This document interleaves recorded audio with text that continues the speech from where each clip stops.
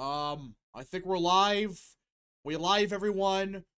Yes, we are. What is up, people of the internet? It is me, a real American, back in with a new stream, and that is right. We are live on this beautiful February 7th, 2024. I hope everyone's having a great day. I'm having a great day myself, and we are joined by Mr. Real Texan. Hello. So yeah, we have a lot to talk about today, this beautiful Friday. A lot of breaking news as we speak, a lot of stuff to get into, but before we get into it, don't forget to like, subscribe, share with your friends, and of course, join the channel today. These are all great ways to support the daily content, and if you have any questions, concerns, comments, or just want to support the channel even further, best way is sending super chats via the chat. Again, I'll read through as much chat as possible. And of course, we've got a super chat goal, which again, that's YouTube's thing. That's like 20 super chats or whatever, so yeah. Alright, correct mode for 2. Increase to 79% tariff. You're late again. I was early today! What do you mean? I was a full minute early! How am I late?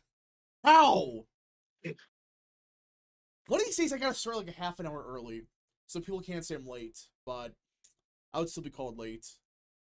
But alright, so, I want to start some kind of funny news that Trump announced, so he is announcing that he's signing an executive order next week that will end the ridiculous Biden push for paper straws, which don't work, back to plastic. So, this came out of nowhere today. He's like, yeah, we're gonna ban, paper straws, which, or, yeah, they're gonna revoke the ban on plastic straws. So, that's a W. I don't know a single person that likes paper straws. Anyone? Is there a single person on Earth that likes this crap? No. Alright, SoCal Loom for 2, Trump 2016 art speech is goated. Yes, I consider that his best speech ever. Mike for 5, I went to Burger King for lunch and they gave me a paper straw, lol, in late. Of course. Of course. Paper straws destroy trees. Yeah, it's like, wait, I thought paper straws, since it's paper, it comes from trees. He's chopping down trees? For the environment? Yep. Okay, well. And apparently we got breaking news, actually. Hold up. We might have some breaking news, everybody. Yep. We have breaking news for the European Union. Breaking. The European Union is offering to lower tariffs on U.S. cars. Yes! So, for those that don't know, Trump threatened to put tariffs on the EU like a 10%. Was it 10% or 25%? On the EU. 25, I think. I don't know. Yeah.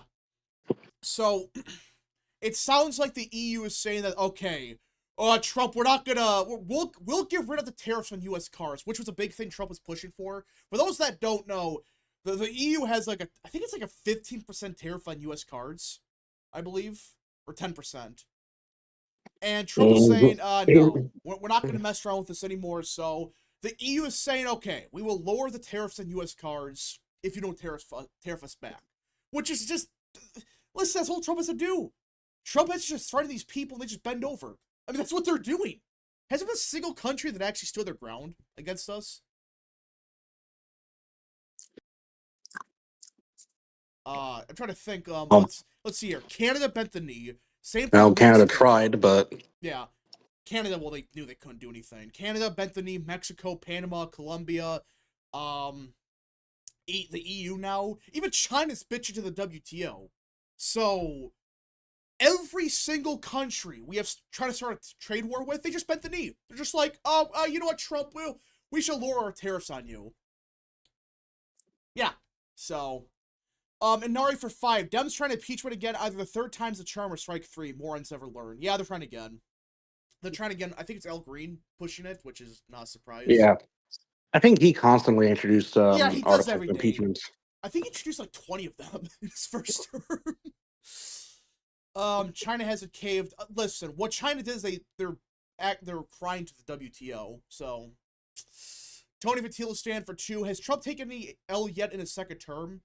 No, I can't think of an L. Object Cliscator for 2. Trump took over North America, backslapped Europe. Well, because frickin' these countries rely on us. It's about frickin' time these countries respected us again. I mean, seriously, if it wasn't for America, none of these countries they wouldn't be nothing without us. So, yeah, we are there. We provide them money for years, and now it's time to actually pay us back. So, it's funny how every other country's allowed to tariff us, but the second we put a minor tariff, it's the end of the world, supposedly. Well, yeah. It's like Canada has like a 200% tariff on, like, I believe, milk in the United States, and like on eggs. But no one mentions that. They always complain about the 25% tariff. It's like, tariffs work. Like, Trump's not putting tariffs to just necessarily increase revenue. That's kind of what he wants to do if they don't do anything. But the main reason he wants tariffs is to force these countries to wake the hell up and actually bend the knee to us. So, let's see. Canada and Mexico did not fold to Trump. They use a respective plan. That's not true. That is not true whatsoever. 5 tests are full of crap. So what actually happened is, yes, Canada and Mexico, they had original plans. But what people don't mention is they added to those plans and they're actually doing it. You see, they didn't do jack shit for months. They did nothing with those plans. But now they're actually doing stuff with it. And on top of that, they added stuff. I believe Trudeau, he said they're spending an extra $200 million. They have a fentanyl czar, and now they want to join the Iron Dome for the United States. So, I mean, that's what happened. Plus, they promised a new agreement. That's the part no one talks about. They're planning a new security and trade deal. Mike for 2. Only so far as the AI cancer vaccine rhetoric. Whatever. It's just advancements in technology. Whatever.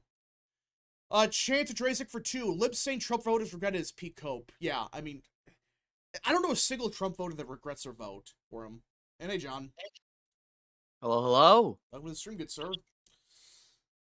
So, yeah, right when you joined, the EU has bent the knee to us already. Wow. Lower tariffs on cars. Yep. So, again, Trump threatened tariffs and they just bent the knee. We didn't even put tariffs on them. They just said, you know what? We'll lower them.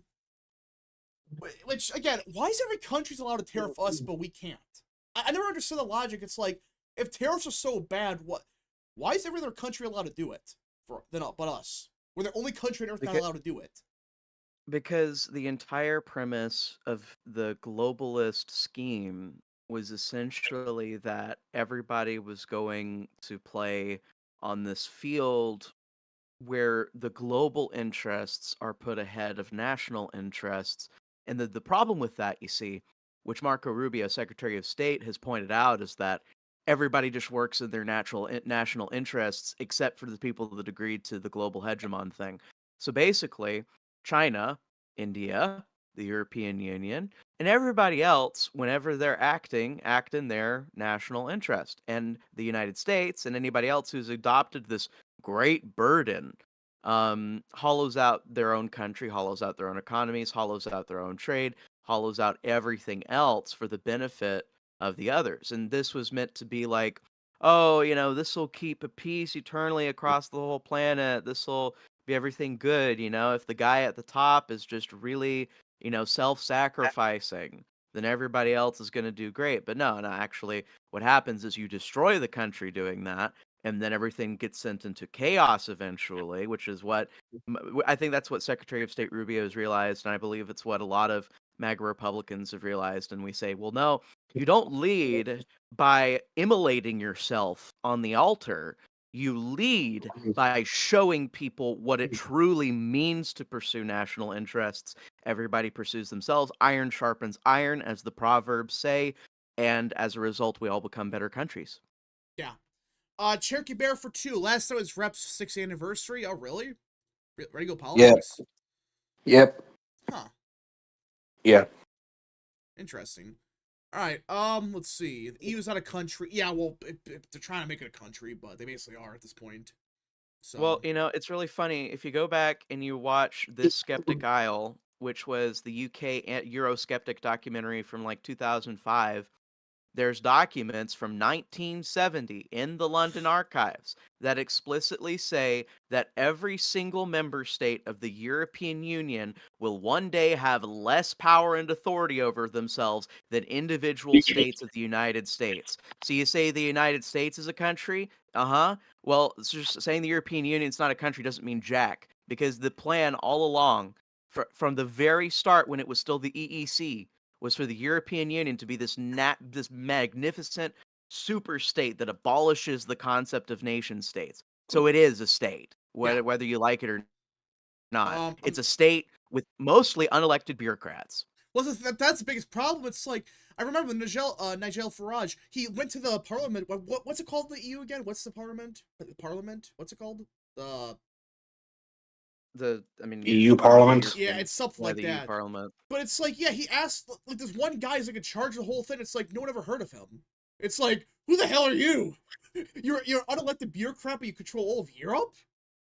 Yes. I mean, that's a problem with like the EU. It's like these unelected hacks. No one ever heard. It's like no one ever heard of these people, and they're running everything. I mean, that's not good. American Nerd for 2. Thoughts of Fetterman taking L on RFK and Tulsi. I'm not surprised. No. Yeah, and, like, I heard other podcasters like Nick Freitas try to give him a pass yesterday, No. and they were trying to be like, "Oh, yeah, it's just he has to ride the party line, blah, blah, blah." Bullshit. And just and look, I am a fan of Nick Freitas. I watch his show. I'm friends with Christian Hines, who's also on his podcast, but, like, no. The Fetterman, you can say he was towing the line, but it's just like Bernie Sanders. If they're a bottom bitch and they just like go along with every single thing that the Democratic Party does, then they have no utility to us. They are an enemy. Fetterman is an enemy. And there's no point in making any sort of nuance about it. They're just enemies. Oh my, the way you phrase that. Yeah, I mean, no, think about it. Bernie Sanders wanted this socialist revolution over the entire freaking Democrat Party, and then the United States. He wanted to change the very form of the country that we live in to be this like pro-worker socialist utopia. And guess what got in the way of his beautiful ideas? His fucking paycheck, his fucking indebtedness to a bunch of multinational corps, and the DNC pulling out the chair, pulling out the whip, telling him to take down his pants and take it up the ass. That's the only thing. That's the only thing that separated Bernie Sanders from his socialist utopia. He could have won. I'll be honest. He had very interesting prospects for winning the first time he ran, I think. Just because like the Democrats were going in a groove. I don't know. You guys can disagree with me. I'm not like totally confident on his capacity to win, but I think he would have been a more interesting candidate than Hillary Clinton in 2016. Well, the thing with Bernie is like it all went downhill after during the DNC. That's when it went downhill for him.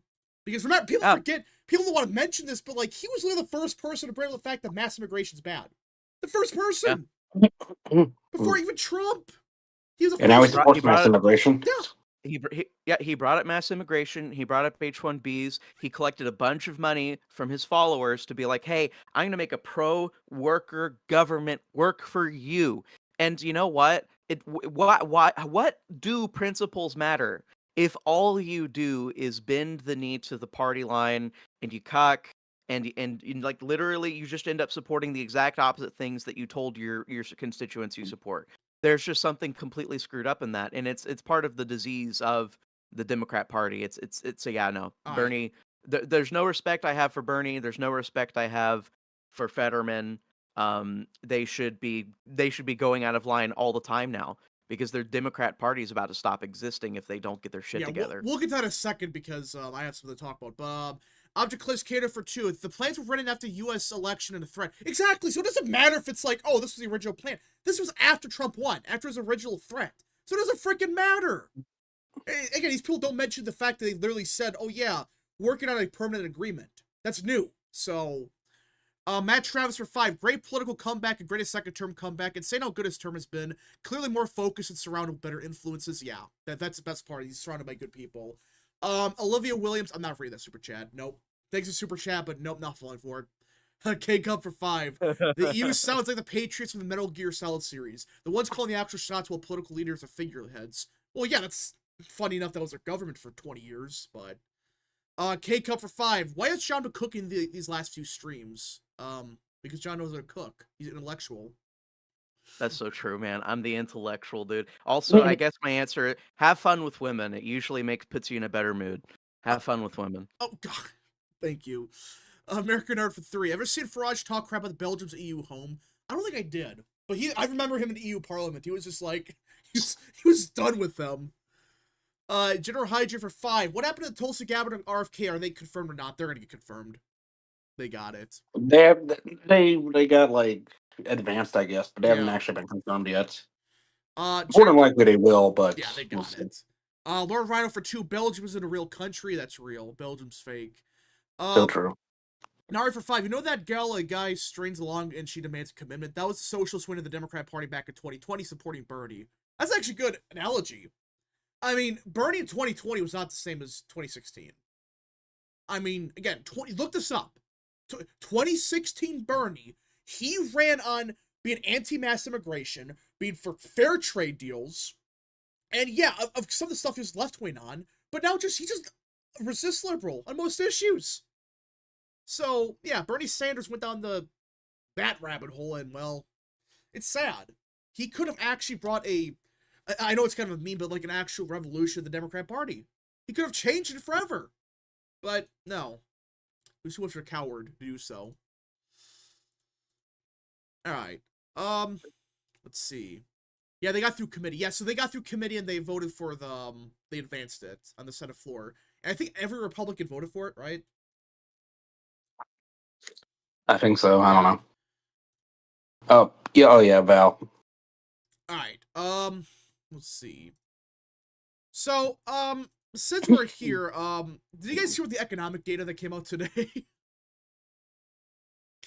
Did you guys see this?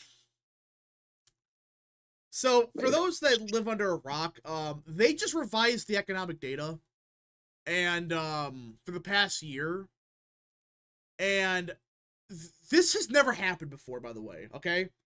So, they went back and they revised all the economic data for jobs, and for the entire year 2024, if I'm reading this correctly, the average revision was minus 626,000 jobs. They revised it down 626,000. So that basically means that this economy is bullshit. The jobs reports in 2024 were fake. They weren't real. And it was complete BS. Every single month, they revised it down by 600,000. I mean, huh? Is no one suspicious by this? Then yeah, every single month it went down 600,000 jobs. Every month it went down. So, for example, in the month of December, they reported 159 million jobs, or in 536,000. Now, in reality, it was not even 159,000 or 159 million. So, is anyone really surprised by this? Like, honestly, that the whole jobs market was fake this entire time?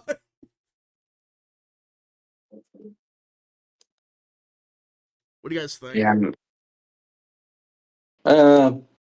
Yeah, I'm not really surprised. Democrats. Well, it's one of these things where what would I say to people that's important about this? Because, really that's important. There's a lot of stuff you can talk. There's a lot of things you can rant. But what are the very important things you tell people on the street, the people at work, the people at school? Number one, you can never trust Democrats to give authentic numbers on anything ever. They will lie to your face and they will never apologize for it because they think you're too stupid to make the right decisions with the right information, so they don't care about giving you wrong information. So that's number one. Number one, can't trust Democrats to give honest information or statistics on anything ever, ever, ever, and it must always be kept in mind every single time you argue with one. And number two, ever since COVID, all of the job growth that we've been having has been for foreign work. Sometimes illegal work, sometimes legal work, but regardless, foreign labor has taken virtually all of the new jobs I gotta find from that tweet. since the COVID pandemic. Yeah, you know what I'm talking about. Yeah, I found it. Yeah. But keep going, because I found it. No, but it's really important for us to understand that it doesn't matter how much this actually flies directly in the face of we were talking and we had the split between MAGA and kind of the tech bros, this flies in the face of everything that they were trying to say. They were trying to tell you that growing the GDP in general, growing the economy in general, is supposed to enfranchise you. It's supposed to make you better, and like a new job is supposed to magically be created by the growing GDP that we get from foreign labor. But guess what happens when you actually have a bunch of foreign labor flooded into your market? It doesn't enfranchise you. It doesn't make you better. The GDP might go up, but regardless of whether the GDP goes up or not, you are sharing a smaller slice of a slightly bigger pie, and you are having to share it with foreign labor. And guess what happens when new jobs are created? They don't go to you, they don't go to me, they go to foreigners. That's Yes. at the end of the day. You have to find other ways to grow the economy. You can't grow the economy with the infinite labor glitch. It's a stupid premise. It enfranchises and makes a lot of multinational corporations rich. Maybe it makes people in government rich through kickbacks, but it doesn't make you rich. It makes you poor. If you import poverty, you become poverty. That's the end of the end of the story. This chart here, for those wondering, this is the native-born employment versus foreign-born employment. The blue is foreign-born, okay? And even post-COVID, it's stayed the exact same. The trend has gone up. For native-born Americans, it is below pre-COVID numbers for jobs. What does that tell you? It tells you that all the new jobs in the Biden administration, they weren't created for Americans. They were created for foreign-born workers. Every single one of them. So John's right. All these jobs went to were illegal migrants or legal, whatever. It doesn't matter. These people have taken jobs from Americans. And it's clear as day that's what happened here. The trend has gone down. So that's why people are saying that jobs reports are full of shit. Because it's just illegal migrants taking the jobs and they're benefiting from it. So yeah, that's what's happening here. And it's something I really want to touch real quick is that we were accused of being like slightly Marxist or socialist in temperament for not wanting infinite foreign labor in our country. But when you really think about it, when you think about what happens, the rich get really rich. The middle class of this country gets hollowed out because you don't get a better job, you don't get a better paying job, your wages don't rise because foreign labor drives down wages automatically by more labor existing. You guys know supply and demand? When you increase the supply of labor, the demand for labor is fulfilled more easily. So anyways, my point is, this is one of the largest wealth redistribution schemes in the entire world. What they want functionally is Marxist.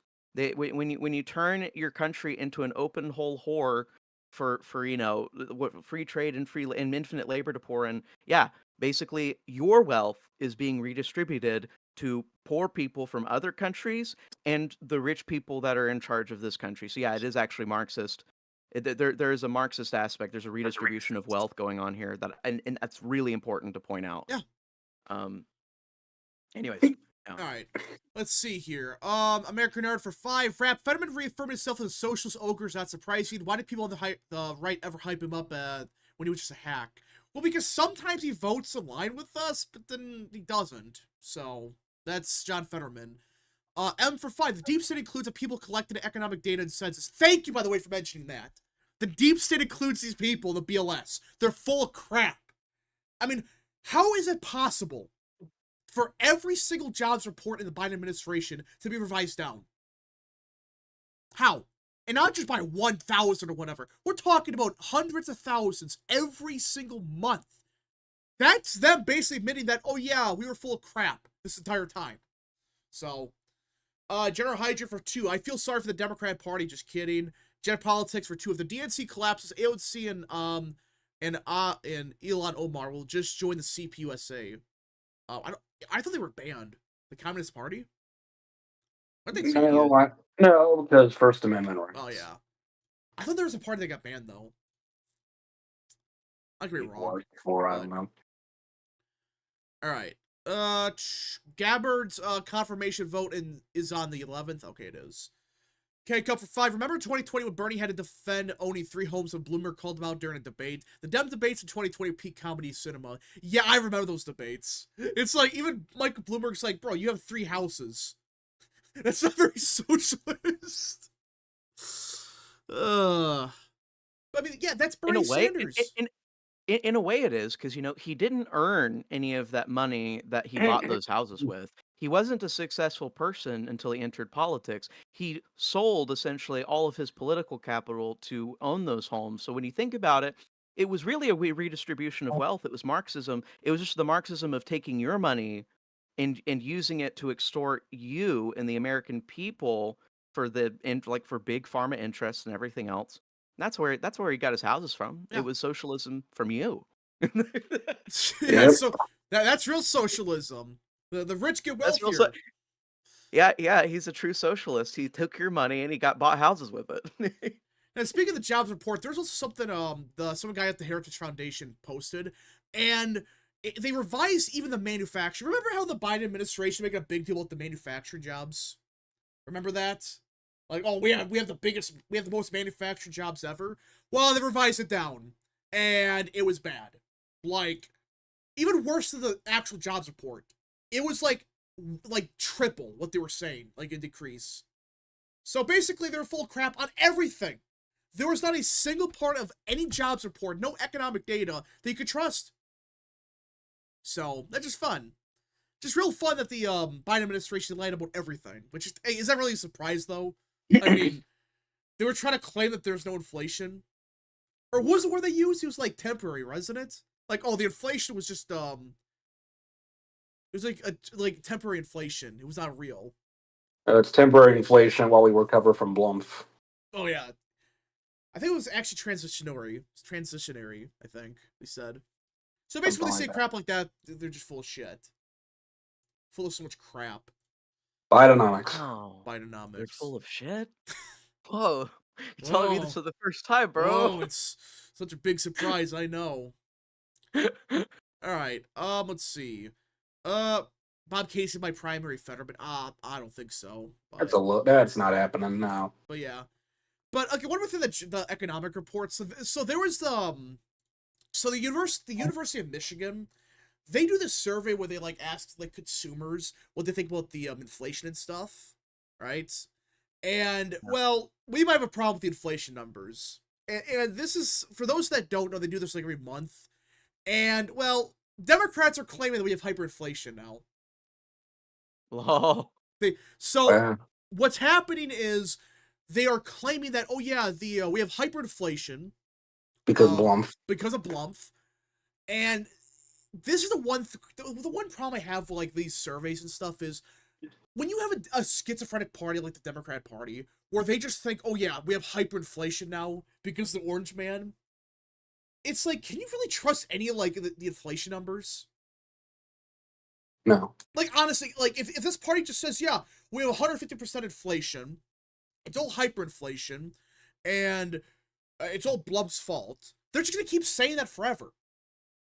These people are lost cause. Well, they are. These people are claiming that, we have hyperinflation now, even though they said we had no inflation for years. Remember, back in 2022, they said, no, inflation was a right-wing conspiracy theory. There was zero inflation. Oh my gosh. Remember when Biden claimed that inflation was caused by price gouging? Yeah, I remember that. All right. Vance is sitting in popular. What? Inflation already gone down according to Qantas Insights. Wait, what? Oh, did you guys 5 test Vance is the sitting in popular VP versus former ESPN guy Vance demolishes. Oh, Stephen A. The Stephen A. Smith stuff. Oh. So okay, well, listen. Did you guys see the tweet from Vance earlier today? I just wanted to ask. Oh yeah, about the DOGE guy. Yeah, no, it was wonderful. Let me pull this it's like up. one of the most here. I got it. Okay, cool. So for those that don't know, there is a huge controversy with one of the DOGE people, and it revolves around I think his name was his Twitter name was Big Balls or whatever. I don't know for sure, but basically he said some very very interesting things about some demographics, and people lost their minds. And he didn't get fired, but he resigned. Now Elon Musk asked a question about should we bring him back, and 76% of people said yes. Which, listen, he says some controversial stuff. I'm not denying that, but this is a good point that some people are bringing up. Do not let them cancel these people. Because they're just going to the same thing they did 10 years ago, where it's like, oh, you said a controversial thing, you're fired. They're just going to be back to the same. We will be back to square one, like we were a couple years ago. Yeah. So vote yes on this. They already did. It sounds like he's going to come back. But JD Vance brought this up. And I'm going to read what he said here. Here's my view. I obviously disagree with some of the L's post. I don't know how you say his name. Elsis. I don't know how you say his name. But I don't think stupid social media activity should ruin a kid's life. We shouldn't reward journalists who try to destroy people ever. So I say bring him back. If he's a bad dude or a terrible member of his team, fire him for that. So that's what he said. And I agree with Vice President Vance on this. You can't have journalists, which, by the way, did you guys hear what the journalist was? Big balls. No. That's the name of the DOGE person. Oh, yeah. Well, people began to... Wasn't it somebody getting USAID or something? She was, yeah, money? She was like a top person in USAID. Wow. So the millisecond that they find, apparently I think it was Wall Street Journal or whatever. I forgot which organization hired her. They apparently hired her just to expose those people because she was USAID. And people get to look at, she worked at like 3 different agencies. She was funded by the USAID. She worked for them. So, yeah. They're panicking right now. That's only one way to put it. That they're only going after these people because they realized they got caught. They got caught and they're trying to get rid of them now. Because this is a start. This is a start of them finding out what the hell is going on here. How much money is being spent on whatever. M for 2, Democrats are insane, confirmed. Wow. I didn't know that. You tell me this is the first time. Alright. But yeah, so I think, it sounds like the guy's gonna come back, which I think is a good thing. But it's right. like, It's good for the general culture war, and it's exactly what you've been getting at, Rap, which is just that when we enfranchise and empower the journalist class to take down people, we're giving them a power that then is observed and used for their gain. So, like, they notice, oh, we're capable of firing people. So let's use that power to fire people to get rid of people that are doing important things that we don't like. And in this situation, it seems like the guy that got fired, like you were saying, was like just about to access the treasury data. Well, yeah, we need to access the treasury data. Yeah, we need to see what the hell they've been doing with our money. And so obviously they used that power to do it. And when every single time we allow them to cancel someone, we give them more authority to cancel more people doing important things. So yeah, no, it's exactly what the way Vance said it is perfect. We shouldn't reward journalists who try to destroy people ever on principle, because they don't deserve that power. Yeah, I'm gonna find the tweet because there was there's more to it. Yeah, right here. So according to Mike Benz, that's his name, that's the real name. He began to dig into this journalist. So this is what he said. That's incredible. The journalist who doxed a DOGE staffer worked at 3 of the top 4 blobcraft agencies I stress in lectures to do organize political warfare's intelligence work. USAID, State Department, and DOD's political military branch. Literally the only resume point missing is CIA. Yeah, she worked for the Department of State, she worked for the Department of Defense, and USAID. And with the CIA? And no, he said that the only one she did work for was USAID, or CIA, I should say. So yeah, surely not conflict of interest here, right? Surely.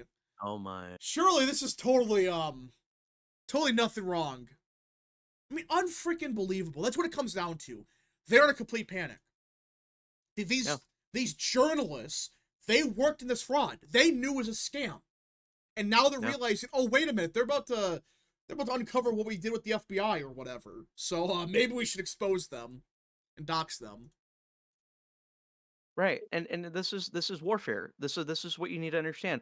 Everything you're watching happen right now is a massive war that's happening under like our vision. And so what I heard brought up yesterday on another podcast, the Tuskegee Airmen. Obviously, there are a lot of great airmen in our past, and other people were bringing up the fact that, well, actually, there's white guys that haven't been getting proper representation. But the point here was that in the state, they removed the Tuskegee Airmen, which are a group of black airmen that did great work for us in World War II. They were removed from like a history lesson in the Defense Department for the specific purpose of trying to make the Trump administration look bad. It's called malicious compliance. And so they were trying to comply with Trump's orders to get rid of DEI by doing something extremely unpopular and then blaming the Trump admin for it. So there are people within the administration, within the government, every single day trying to find a new angle of attack. And how do we know it's exactly what's going on? It's because before the news articles hit, before anybody on social media knew, there were 2 delegates screaming their heads off about these Tuskegee Airmen and them being removed from this specific thing before anyone else in the world knew. So the Democrats that are elected, the delegates and the Congress people, they're conspiring with the people in the administrative state that despise Trump, the unelected people, to try and get him taken down. And we're seeing very rapid response, because what happened? Pete Hegseth learned, he immediately reversed the decision so that he wouldn't get flack for removing these brave, honorable black veteran soldiers from like our history. So, and the reason I bring that up is because this is exactly what's happening here. This is a war. They are going against it because they don't want us to know what they did. And they're going to remove any guys are going to find any excuse possible to get big balls out of government, because he knows that they're not just big testicles. They're wrecking balls. They're here to destroy the deep state. And you got to back them. You got to back those big balls. Okay? Thank you, Alex. Sounds very cool. Yeah, well, you're not wrong. It's like these people are in a panic right now. That's what's happening, because they know their entire fraud, their entire scam is about to be exposed. It already has, but yeah. Again, wait till they expose the FBI and CIA and or the Department of Defense. That's when it's getting real bad. That's when it's just getting the fan. It's a big war going on right now, and it's actually crazy to see. It's crazy to watch in real time. Yeah, it is like a civil war within the government. You have a lot of bad government actors trying to derail the administration because they know they're screwed.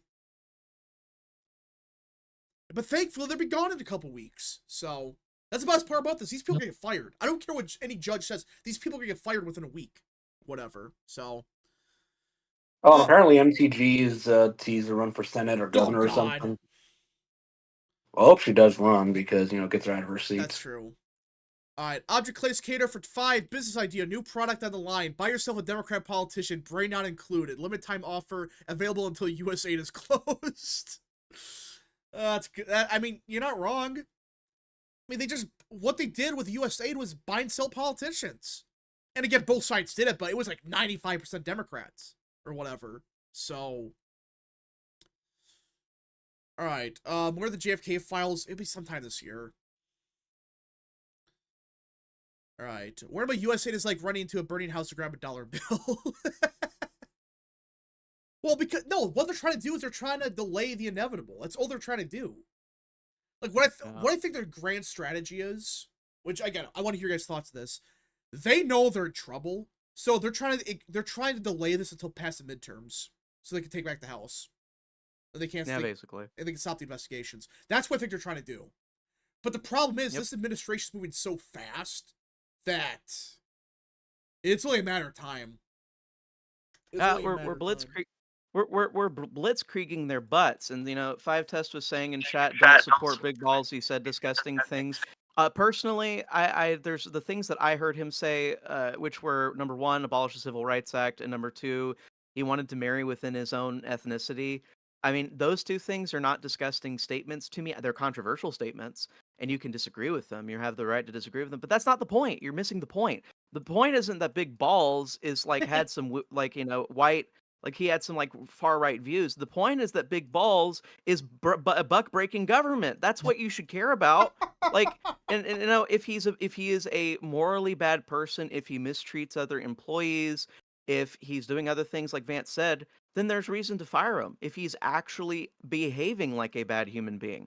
But we should not cancel people over a couple of uncouth things they said on the internet when they were 17 years old.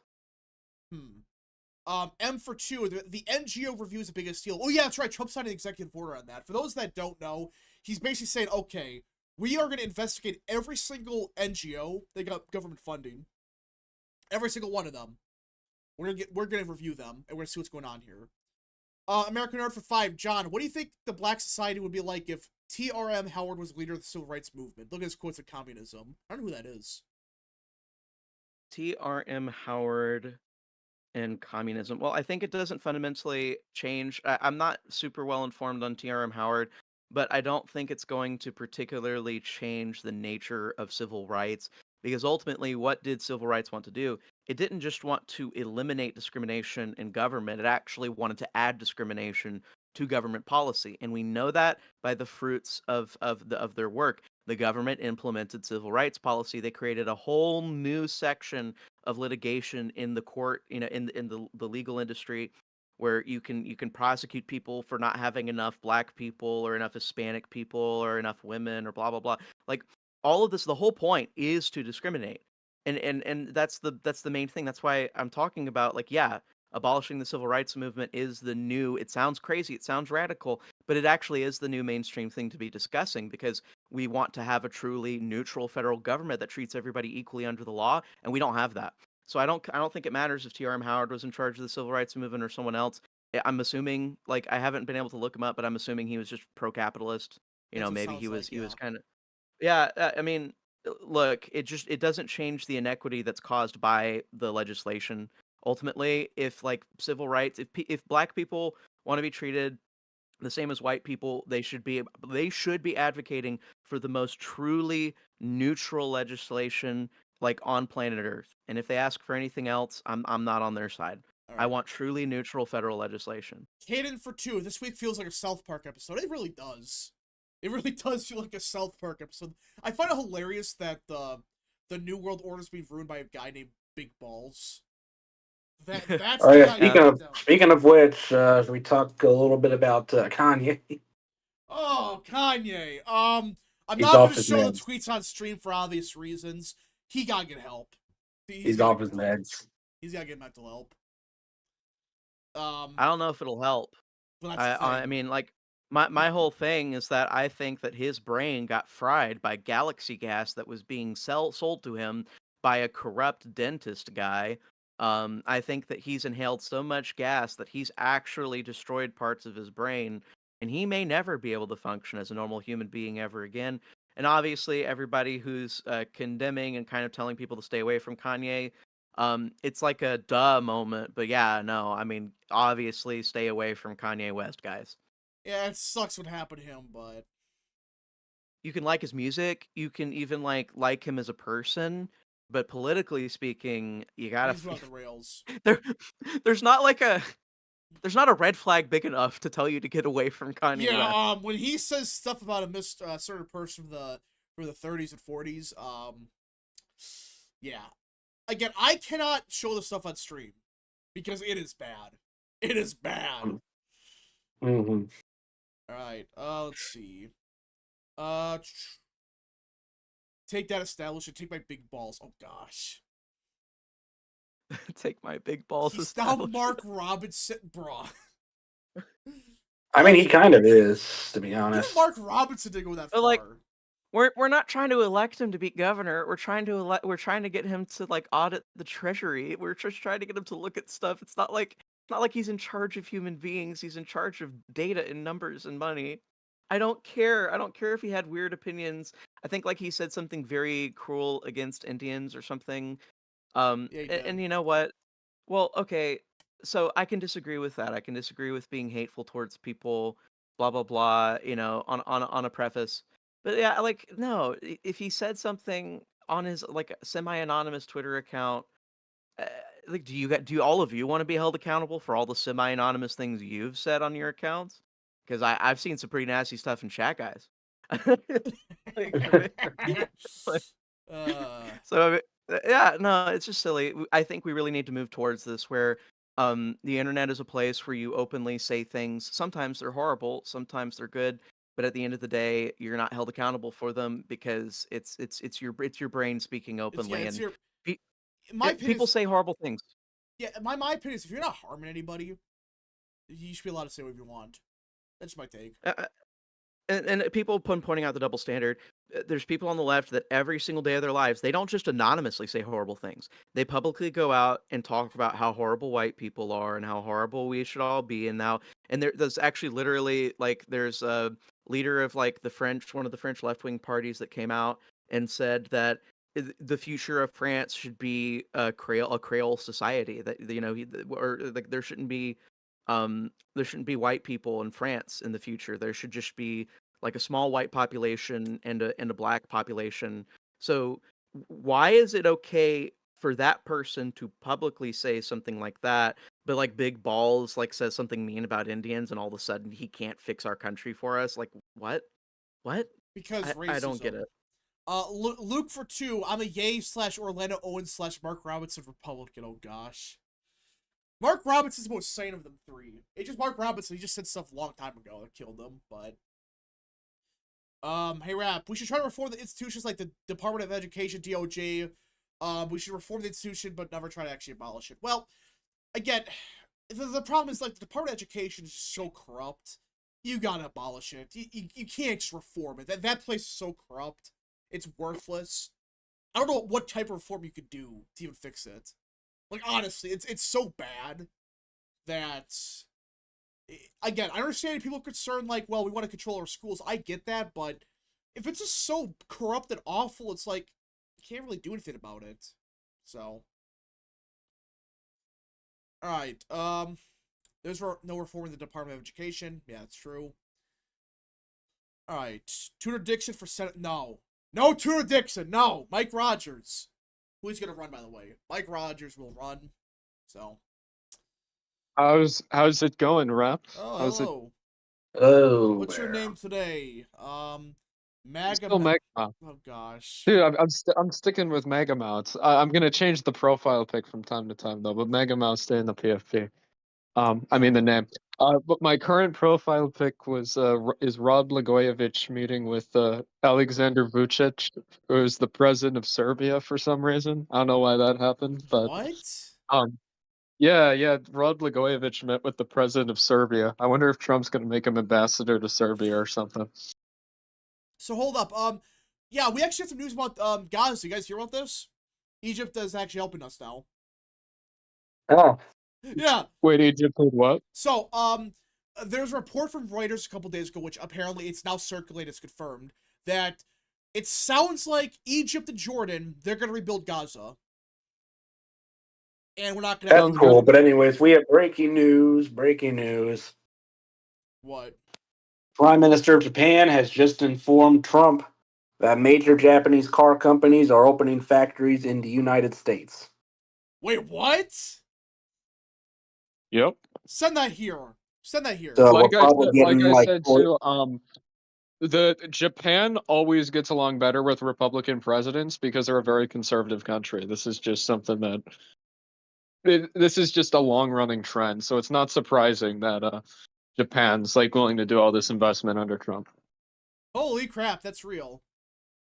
So we are building up our manufacturing base again. Yes! Detroit's gonna be making cars, no fucking Toyotas still. Japan is unironically literally our greatest ally. Yeah, they are our best ally. It's Japan or like... Yeah, it's Japan. Sorry, Israel, you're being India becomes our best ally, but only when Trump is in there. Once Trump's gone, I'm not sure about India. Yeah, so it's like... oh, go on. India would be our best ally if they closed their call centers. Our natural allies our natural allies are probably supposed to be our traditional allies, but their governments have gone completely insane. I'm talking about the UK and France. They're both countries that we should have, beautiful alliances with, but they both turned against us. Starmer doesn't have a horrible relation with Trump. Like, it's more so the rest of mainland Europe. He's literally giving away one of our military bases, and do you know what the consequence of that is? When he gives away the Chagos Islands to that random South Pacific island nation, they're going to charge us $9 billion a year to keep our own freaking military base. The one that we were not paying that. We need a Tony Blair figure in there to like just do what we tell them. That's what we need in the UK. Yeah, so... But yeah, like, you think of our allies, it's like Japan. Again, India's like with Trump's there. India loves Trump. I don't know why they love Trump so much, but it's like India, Japan, South Korea. Now it's like also Argentina, Panama. Or not Panama, El Salvador. Like, those are like 5 best allies. No, oddly enough, Venezuela is cooperating way more with us than like half these countries. Oh yeah, because they're scared. Venezuela is scared to death Oh of yeah. us based. We don't even need to send troops. We don't even need to do anything. We could just send a couple of phone calls and destroy their government. So it's just like. Or do what he did with the Taliban and just show them a picture of his house. That's what you gotta do. It's just like, hey, we know where you live. That's still the most badass thing Trump ever did. It's like, this guy's like, oh yeah, I live in a secure mountain somewhere. You don't know where I live. And he just pulls out a picture of his house. Well, yeah, so if you ever wonder why those pieces of shit in Venezuela are listening to what we say, it's because they're on the freaking guillotine. We can chop their heads off whenever we want. Mike for 2, so much winning. Yeah, so we are actually winning for once. We are actually getting our jobs back. I just hope they get a deal made with China. I don't want to be trade war with China the whole term. They're gonna deal. China's gonna bend the knee. They cannot deal with a trade war for long. Damn, I wish we had a Henry Kissinger as Secretary of State instead of a Rubio. What's wrong with Rubio? I don't know. He's too hawkish. I want like a Henry Kissinger Bro, figure. he's been fine. What are you talking about? Yeah, for you guys, because you guys hate China and you want to like fight a Cold War with them. I don't. Yeah, because you're cringe. What? I just don't want another Cold War. I think that's a totally reasonable position. American Nerd for 5. John, TRM Howard basically said that he didn't care for the leftist utopianism, and wanted to blow up this. He wanted to bomb to send every American communist to Russia. Oh gosh. Well, I mean yeah, obviously that's a little based black man, but the problem's not like the individual guy's feelings. He's just in the wrong movement. Like changing the leader of the civil rights movement doesn't change the momentum of it. That was my point. Yeah. M for 5. UK will be soon. JD, in my opinion, will help with India for obvious reasons. Oh gosh. Canada and France, who's there? Fuck knows if they're salvageable. K-Cup for 5. Trump, thanks to deal to this partnership with Japan, we will be lowering costs, but also this allows us to lower Crunchyroll anime subscription prices. Oh god. I will say I think we will get a slightly more favorable government in Germany with the CDU. There's certainly no it's the AfD is not getting in, unfortunately, but the CDU is guaranteed to win the next election. Well, they gotta make a coalition. And the CDU, yeah, but the CDU is always more pro-America, even when Trump's in, than the SPD is. So we'll have a more favorable government in Germany as well. All right. And that election's in like 2 weeks. And the CDU, for their credit, has like admitted that like their past immigration policy was just way too liberal. Will they actually act on that? We'll see. They have to, because AFDs would take them over. Well, it seems like they want to work with the AFD to pass like an immigration thing. They're not forming government with the AFD, but they will work with them. How?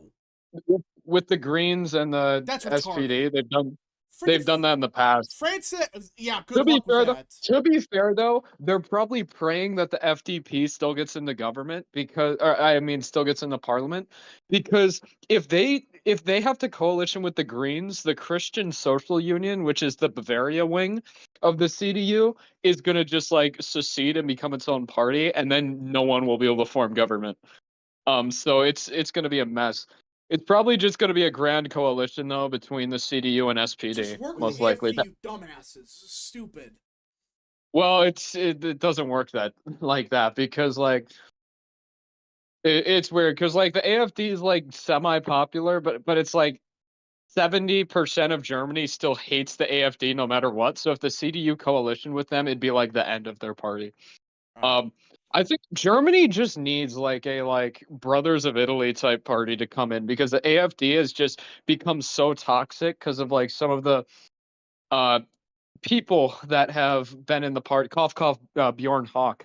People like this who have taken like just full on, and like people like Bjorn Hawk have openly said like neo-fascist things, and that's the reason. Like people like Weedle are fine, but there needs to be like, I think, like a Brothers of Italy type party that can kind of like be a further right than the CDU, but still like within the realm of like being able to form government and things like that, right. you know. All right.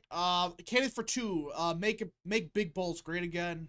Lord Rhino for 5. We do need big balls. We need to make big balls the press secretary. Lord Rhino for 5. Nobody Britain agrees with Starmer trying to give the Chagos Islands away. He's probably getting blackmailed by China to let them get the islands. Yeah, probably.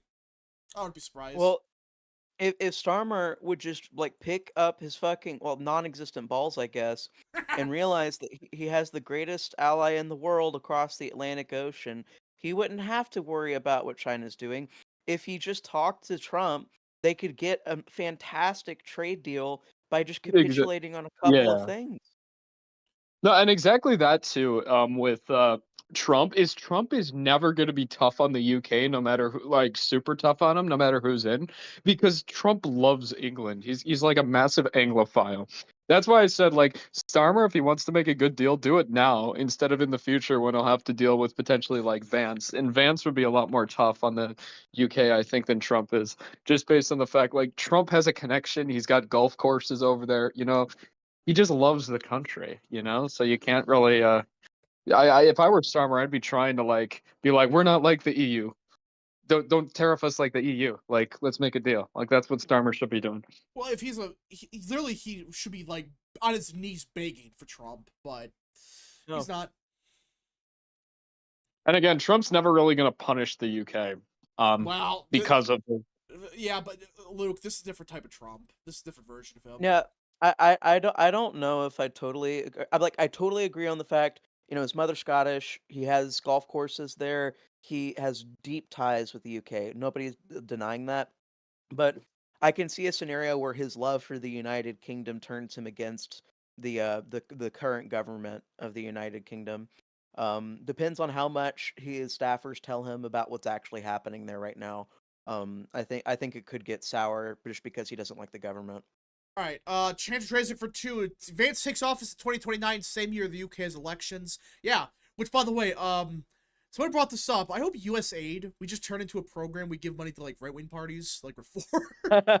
We should. Hey, we've been doing it for years. Okay, I'm gonna be honest, that already exists, and I'm surprised it's not been defunded. It should be defunded. I don't care. It's called the International Republican Institute, and it basically gives money to center-right parties around the world. It has no business being affiliated with the U.S. government. And you could say, "Oh, it's good because we're doing it." No, it's not. I don't think we should be funding no, we political should. parties. Well, the left's been doing it for 20 years. It's not in the first place because it's controlled opposition right-wing funding. Here's the one thing I do think that we need to do. This is super important and something that I believe Minister Grove talked about a little bit. We have to have a coordinated network, not for just funding, but just for messaging. I think that we can control like politics in the United States if we all stay on message and we're all coordinated, but the right wing is so disorganized, it's so chaotic. It's really hard to keep people in line and keep people understanding what the message is. Whereas like left wingers, they're just lock and step. They don't even have to think because they just get orders. That's this, just like Bernie, just like Fetterman. We need to have something controlling like what exactly we need to have coordination on the warfare we conduct against left wing because they have a very specially coordinated war effort against the right wing. And if we don't put up something equal, Well, I mean, yeah, I wouldn't mind actually if we expanded upon like kind of the European affiliations that a lot of parties have. For example, like in Europe, like every like center left party in the EU is part of the EU Parliament group, and even parties like the Labour Party are still affiliated with that. And for example, there's also the ECR group, the European Conservatives and Reformists, which is kind of like the right wing group in Parliament. And what I will say about that group is I think it could be expanded to a more global thing because already the Republican Party in the United States, the UK Conservatives, and the Canadian Conservatives are all members. They're non-EU members of that group. So I think we could definitely coordinate with that. I believe Georgia Maloney is still the person who leads that group. So at the end of the day, we yeah. just have to face reality, and that is that there is what does the USAID stuff actually tell us? It's not just about where all of our money's being wasted. It tells us there is an actual left-wing machine, a war machine. They have never treated politics the way Republicans do. They've always treated it as warfare, war against you and your household, and they don't care. And unless we're willing to wage war against them, unless we're willing to build the infrastructure to wage war and coordinate our attacks, to conduct maneuver warfare with each other against the left-wing tyranny, we're not going to save this country. So I think that's really important because they're going to regroup. They're going to regroup, and they're going to start attacking us again in coordinated efforts. And we have to know how to respond, and so I think we need to build up infrastructure to Yeah, and it kind of seems like, retaliate. and for her credit, it does seem like Maloney like really wants to coordinate with Trump on a lot of stuff. Like she was Yeah. at the inauguration, she's like trying to get a good relation with them. So I think we need people because I know a lot of people have kind of issues with Maloney because she's pro-Ukraine or she hasn't been perfect on immigration. But like, has Trump been perfect on either of those issues? And the answer is no. So you can't really go out there and say, "Oh, Maloney's so awful," because when it's like Trump is the same way. But I think a lot of these leaders, they're in the right place, like, and I think we should work with them and kind of make a global network of this sort of thing. I think too. I think too we need to expand upon that, like to bigger countries like Italy, so we're not just relying on like Hungary should not be a model for the right. I think globally, I think people who say like Viktor Orban is like some guy we should look up to. Like I don't want to look up to a country that's like a basket case, an Eastern European like basket case. I think that's Well, totally reasonable. well, Luke, here's Um, something more interesting about Hungary. We just defunded their left-wing party. So what do they do now? wait, their left wing party or their like center right No, opposition? Because I know there's like two. no, the left wing I party's believe dead. their left-wing party was being funded by our foreign aid. Dude, the left wing party has like 4 seats. I'm pretty sure they probably still influence stuff. I don't know, All right, but No, because like I know Tiza is the big opposition party, but they're still like a conservative party. They're just like anti-Orban. okay, Lord I Rhino see. for 5. Trump should be hard on Britain so he could turn this country around and be great again. I agree. Let's see. We funded right-wing dictatorships in the 70s. Yeah, but that made sense. What we're doing now is just We garbage. need to do that anymore. I don't think. Well, no, we went from like people. It made sense then, but now it doesn't. Oh no, I just don't think we should be monkeying in other countries' No, we affairs. should. We're the world superpower. We should. Yeah. No, I don't think we should be funding people, like funding reps. Because this is what's going to happen then. Then it's just going to be no matter who's in the White House, Republicans or Democrats. Democrats will fund left-wing parties. Republicans will fund We've been doing right-wing that for parties. 50 I think years already. What's the I know. I think we difference? should kind of stop that, though. I think we should try to get like something passed to just stop funding them. You know, I think All it's right. doable. So, there's one thing that just popped up I just saw. So, apparently oil prices are down 10% since inauguration day. Well, I know too. Like, well, yeah, didn't Trump make a deal with OPEC like Yeah, immediately? so OPEC, they're gonna increase oil production. That's the first thing, and I believe Burgum, he announced, and Secretary Burgum, he announced that they're getting some garbage Biden regulation. Let me pull this up. I gotta read what it is. What he said, Secretary Burgum, because this is like a big thing. This is why they couldn't start oil production right away. Let me find this. Burgum. Okay, also good. We're going back to plastic straws. Let's go. Yeah, let's. Paper straws suck. Yeah, again, who used that crap? Hipsters, you know.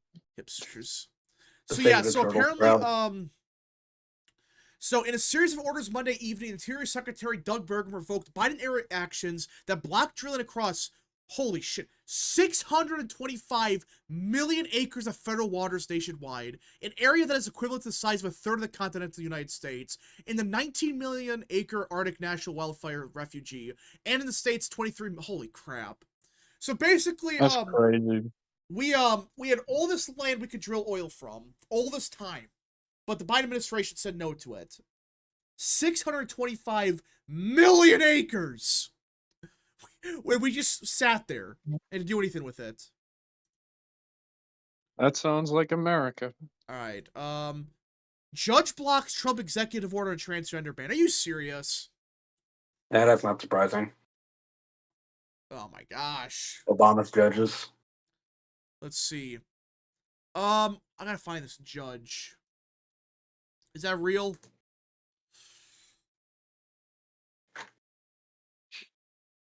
Pretty sure it is. Yeah, I mean, these judges are basically Reagan-appointed elected. judge. Reagan?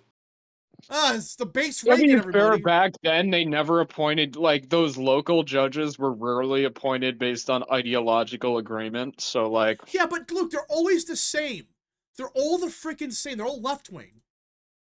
It's always a Reagan Well, judge dude, that I'm not. sucks. Don't consider me defending Reagan. I think Reagan sucked with like how he like made Republicans like just neocons and like opened up immigration. Like, dude, I'm not defending Reagan. I'm just saying that like back then people just didn't appoint judges based on like to the local stuff based on ideological Oh no, agreement. Democrats did. Back then they did. Like they're idolizing back then. The Republicans were just pussies. So I guess you could say that. So, and also Trump, hold up. Trump is issuing reciprocal tariffs to match those imposed by their countries. What's a reciprocal tariff again? Anyone know? I don't know, but when is the Trump G meeting? Reciprocal tariff just specifically means if somebody applies a tariff against us, then we do the exact same tariff in response. And so what it encourages ultimately for people who don't like tariffs, there's a lot of people who are just like, oh, well, the basic economic principles don't apply here. And I disagree with that assessment. But here, like, the problem is that what Trump's doing is if you do a reciprocal tariff, you're basically encouraging the other party to remove the tariff they already had. Because the premise of it is, well, if you remove your tariff, I'll remove my tariff. And if they were just randomly slapping a tariff on you to begin with when you weren't applying a tariff on them, it's actually a good incentive. Yeah. Okay, so yeah, reciprocal, that's right. Let's see. Lord Rhino for 5. Trump needs to start getting the House and Senate to make these executive orders law. The problem is how? You gotta do the filibuster. That's the problem. In a perfect world we would, but how? Unless you just nuke the filibuster. No, I don't want to nuke the filibuster. I'm saying, like, it exists. I know you like doing this whole power game where it's like, oh, let's. But Luke, this is our chance to actually fix government for once and for all. No, dude. And then what's gonna happen when Dems take back the Senate? They're gonna undo take back everything. The Senate, Luke? When? 2030s. It's still gonna happen. It's not gonna be anytime soon, but they're still gonna get it at some point. You don't want to abolish the filibuster because then you're gonna regret it as soon as you're out of power. That's what we need to do. If Dems abolish it next time they're in power, I agree. We go full scale again. Luke, the problem with that philosophy is when they abolish it, they're just gonna ram through amnesty. You're never gonna win again. So good luck with that. Well, aren't they going to do that already when they win next time? Yeah, so the point is, if they're going to do it anyways, let's do it first so we can actually implement our policy. Now, what's the point in fighting at all if they're just going to repeal the filibuster and do amnesty? What's the point in fighting at all? Because then there's no point. Like, next time Dems win, it's over. Just nuke the filibuster now and make it where the Democrat Party's dead unless they actually change. No, I'm not. I think the filibuster is important. I think it's an important institution. It was important when you had a party that was not insane like they are now. Yeah, but I believe in the values of this country, no matter who's in power. I don't want to throw away the values. They hate this country, Luke. They want to destroy your values. They don't care. The only reason we still have filibuster now is because of Manchin in cinema. That's the only reason. So I don't get this logic. I don't know, man. I like the country and the values of the country, and I think that it matters. They should be preserved. What are we any better than them if we're just gonna start doing the same stuff they do? Oh yeah, always and just like complain about systems. This is the same philosophy we've been using for years. Well, this is they argue the same thing. Like you're like, oh, they hate the country. They do. Is that not what they argued against us for so many years, saying that we're like insurrectionists and shit? Luke, there's a big difference. Okay, Luke, the Democrat Party fundamentally their policies hurt Americans. That's just a fact. Their policies are anti-American. And 20 years ago, Republican policies like all the wars and shit, did that help America? No, but Luke, there's a difference between having bad policies that are just purposely there to screw the American people over. That's a big difference. Even though I don't see every Democrat pushing those policies. I don't know, man. I just think you need to look at you need to look at the opposition differently. I hate this like talking point where it's just, oh, they're all evil people. Like I hate every single no, like I don't see them that way. We've got different beliefs than them. We see the country different. We want different results than they do. But fundamentally, all of us support America. Like at least most of us do. Obviously, some of them don't. I think we're doing a really good job of draining all of the people that you may be appealing to right now and sympathizing with. And ultimately, I believe those people belong in the Republican Party.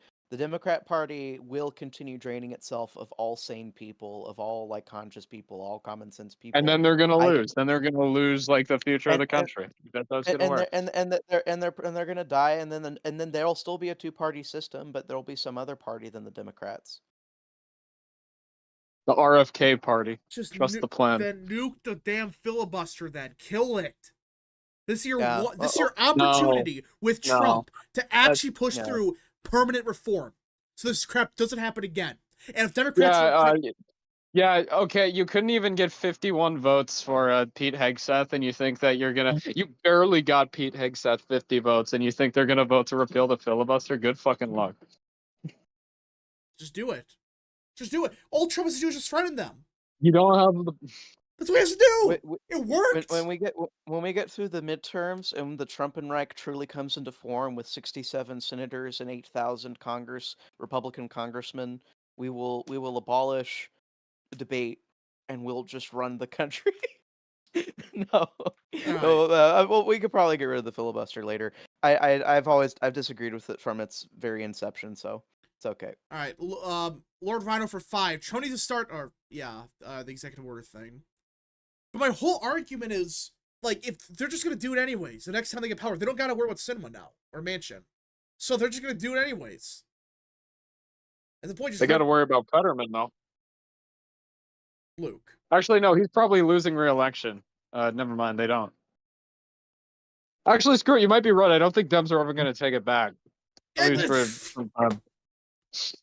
Like I said, like, yeah, the more I think about it, like, I'm just like, yeah, they really don't have a chance to retake it unless they like Kemp doesn't run. They sweep every competitor, so they flip North Carolina, Maine, and then in 2028 they somehow manage not to lose any of their Senate seats and flip Wisconsin and North Carolina. Then they'd be at 51, and that's like the best like blue wave 26 and 28 scenario. Yeah. And then if they win it's over. They're cooked. That's what I'm trying to tell you. I was being low IQ. And then 2030, they're gonna get killed. So it's like, at this point, this is our chance for permanent change. So why don't we do it? Again, I understand the concern, like Democrats, they can take power. I get that, but the current Democrat Party, they're gonna be. I don't want to do dead. it. Imagine the backlash there would be, though. The problem with this thinking is that when we don't do things, the Democrats gain power, and then they do all of the things. Yeah.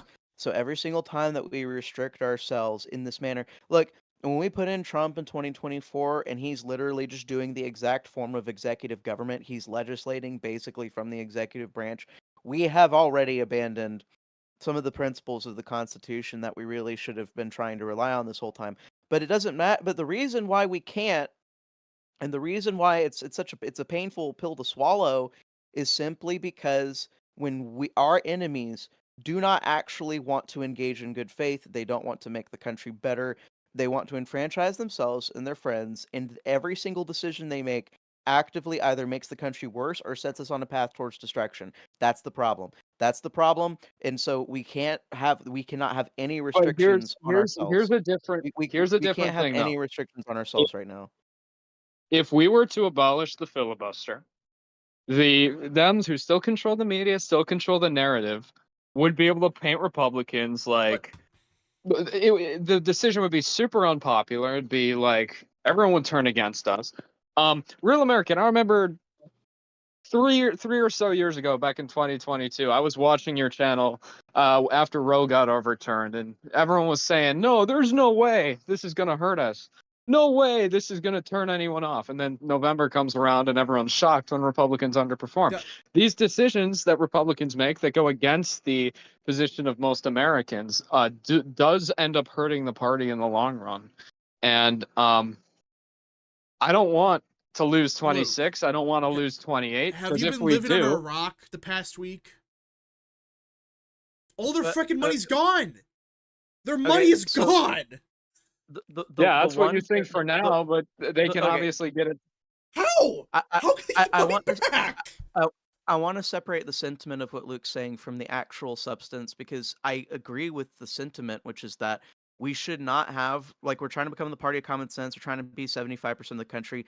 we shouldn't agree to every single decision that we make that actually is like super unpopular with most of the country.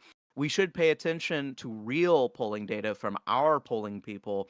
And like if 70% of the country doesn't like something, most of the, like 99% of the time we shouldn't do it. It's just this one thing. I don't think actually the public backlash will matter. I think there's actually a big difference between 22 and 24.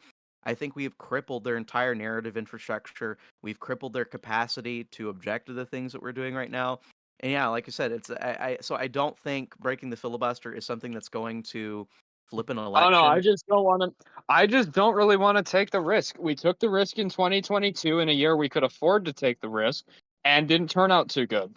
So because they still had complete, total control. They had control of the White House. They had control of the media. They had control of basically everything. We busted their bums. They lost a bunch of money after losing the election. You think it's just gone now? You think like, we just defunded. I know. I think they're significantly weaker and do not have the capacity to control the narrative they did before. And plus, Luke, I really do you think trust? All I'm saying is what we should be doing is continuing to push policy popular with Americans so that we can continue building a base amongst more and more people, try to switch more and more moderate Democrats to our side, which we've been doing a great job at, by the way. Yeah, and Luke, at some point, though, you got to take a risk. You got to actually, like, okay, you have political capital. Let's take the extra step. Because Democrats, they have none. They have no political capital. Their influence is dying. Take the risk once the Democrats have some sanity knocked into them, so we don't have to worry when the next Democrat. They're being ran by. Do you really trust the people in the Democrat Party right now to run them? If the Republicans do something stupid, yes, I do. You trust David Hogg to run the Democrat Party and Malcolm Kenyatta. Well, yeah, if the Republicans do something stupid and keep pushing this stuff that Idaho's pushing about banning gay marriage, yeah, Luke, they don't even know what the hell they're talking about. They think they lost 2024 because of guns. They have no clue what they're talking about. Oh no, all I'm saying, never underestimate them. You seem to be sitting here. I get it. Like we're optimistic. We just won a lot, but we shouldn't be underestimating the Dems. Like never underestimate. This is exactly what we did in 2022. This is not 2022. It definitely could be again. All I'm saying is that we shouldn't be underestimating the Dems because we've done this in the past, and how has it turned out? That's all I'm saying. I'm not saying that we should be dooming like crazy, but we shouldn't be. You don't want to do anything. What's the point? If we have the I want to keep doing what we're doing because we're doing popular action. We have the trifecta. We have the Supreme Court. We have all the momentum in the world. The opposing parties dying. Their leadership's incompetent. They have no clue what they're doing. Their money's drained up. I wouldn't say they're dying Luke, let me finish. They lost. Luke, let me finish. So we have everything going our direction. What do you want to do? Just sit back for 5 years and do nothing? We're not sitting back. I want us to increase what we're doing with immigration. That's what we should be doing. We should be doing much more on immigration than we're doing. I understand the infrastructure is not there yet, but what we should be doing is trying to get more infrastructure so we can continue stuff like immigration. If we keep pushing immigration, that will be popular. Yeah, and that's what they're doing. They're trying to pass the $300 billion package for the border. So, yeah, I understand. And if we were to... Also, I think we should focus on foreign policy to an extent. I think what we should do is put negotiating a peace in Ukraine at the top of the priority. If Donald Trump negotiates a peace in Ukraine, he will be known like for generations as like a great president. That's what we should be focused on. I don't think we should be focused on domestic legislative stuff like the filibuster. I think it's stupid. I think we should be focused on the border and foreign policy. I just said we got to start passing stuff. You're completely mischaracterizing what I'm saying because you're claiming, oh, you just want to sit here and do nothing. I don't want to do nothing. What do you want to do? I want to just do different priorities than you have. All right. Because I get it. You want some like socially conservative domestic policy to be the prime focus, and that's fine. Not the truth. No, I want permanent reform. The problem is right now, Luke, all this stuff could, again, it'll take a long time. But Democrats, if they eventually take back the White House, they can revoke all of this because it's all executive orders. You can't do anything about it. My whole point is this needs to be put into the laws so they can't change it on day one. That's what I'm trying to say. Oh no, I just don't want to underestimate. I want to focus on getting stuff done that will help us win the midterms, help us win 2028, so then we can continue this reform. I want to reform slowly. I don't want to do it all super fast because you know the whole like frog analogy, right? Frog in the pan. Yeah. Boiling frog, yeah. Yeah. You don't want to do this too Luke's arguing, Luke doesn't disagree with us fundamentally, but he's just saying we need to boil the frog slower so that the frog doesn't hop out. I understand, but my whole argument is you don't want to take a risk in 2026 where, oh yeah, we lose the House, we can't do anything. That's what I'm saying. You gotta act quick. That's my whole point. Because you lose the House in 26. I wasn't aware we needed the House to abolish the filibuster. No, because look, but there are certain things the House we can do. No, that's not what I said. I said in the House, because if the Democrats win the House, dude, what I'm talking about with this is the filibuster. I'm not talking about other stuff. When it comes to this all started with the filibuster discussion. I said we can get rid of the filibuster at a later date. I don't know what other reforms you're talking about, but I think a lot of it can be done. You need and the House to pass laws. The House, you need to pass actual laws. It's not like the House is going to be gone after 2026. The House is going to be a chamber that flips every 2 to 4 years. Like, it's not like this is the last 2 years we're ever going to have the House. We'll have it again eventually. That's not what I said. Look, I said we'll probably have it back in 2028, especially with redistricting going on.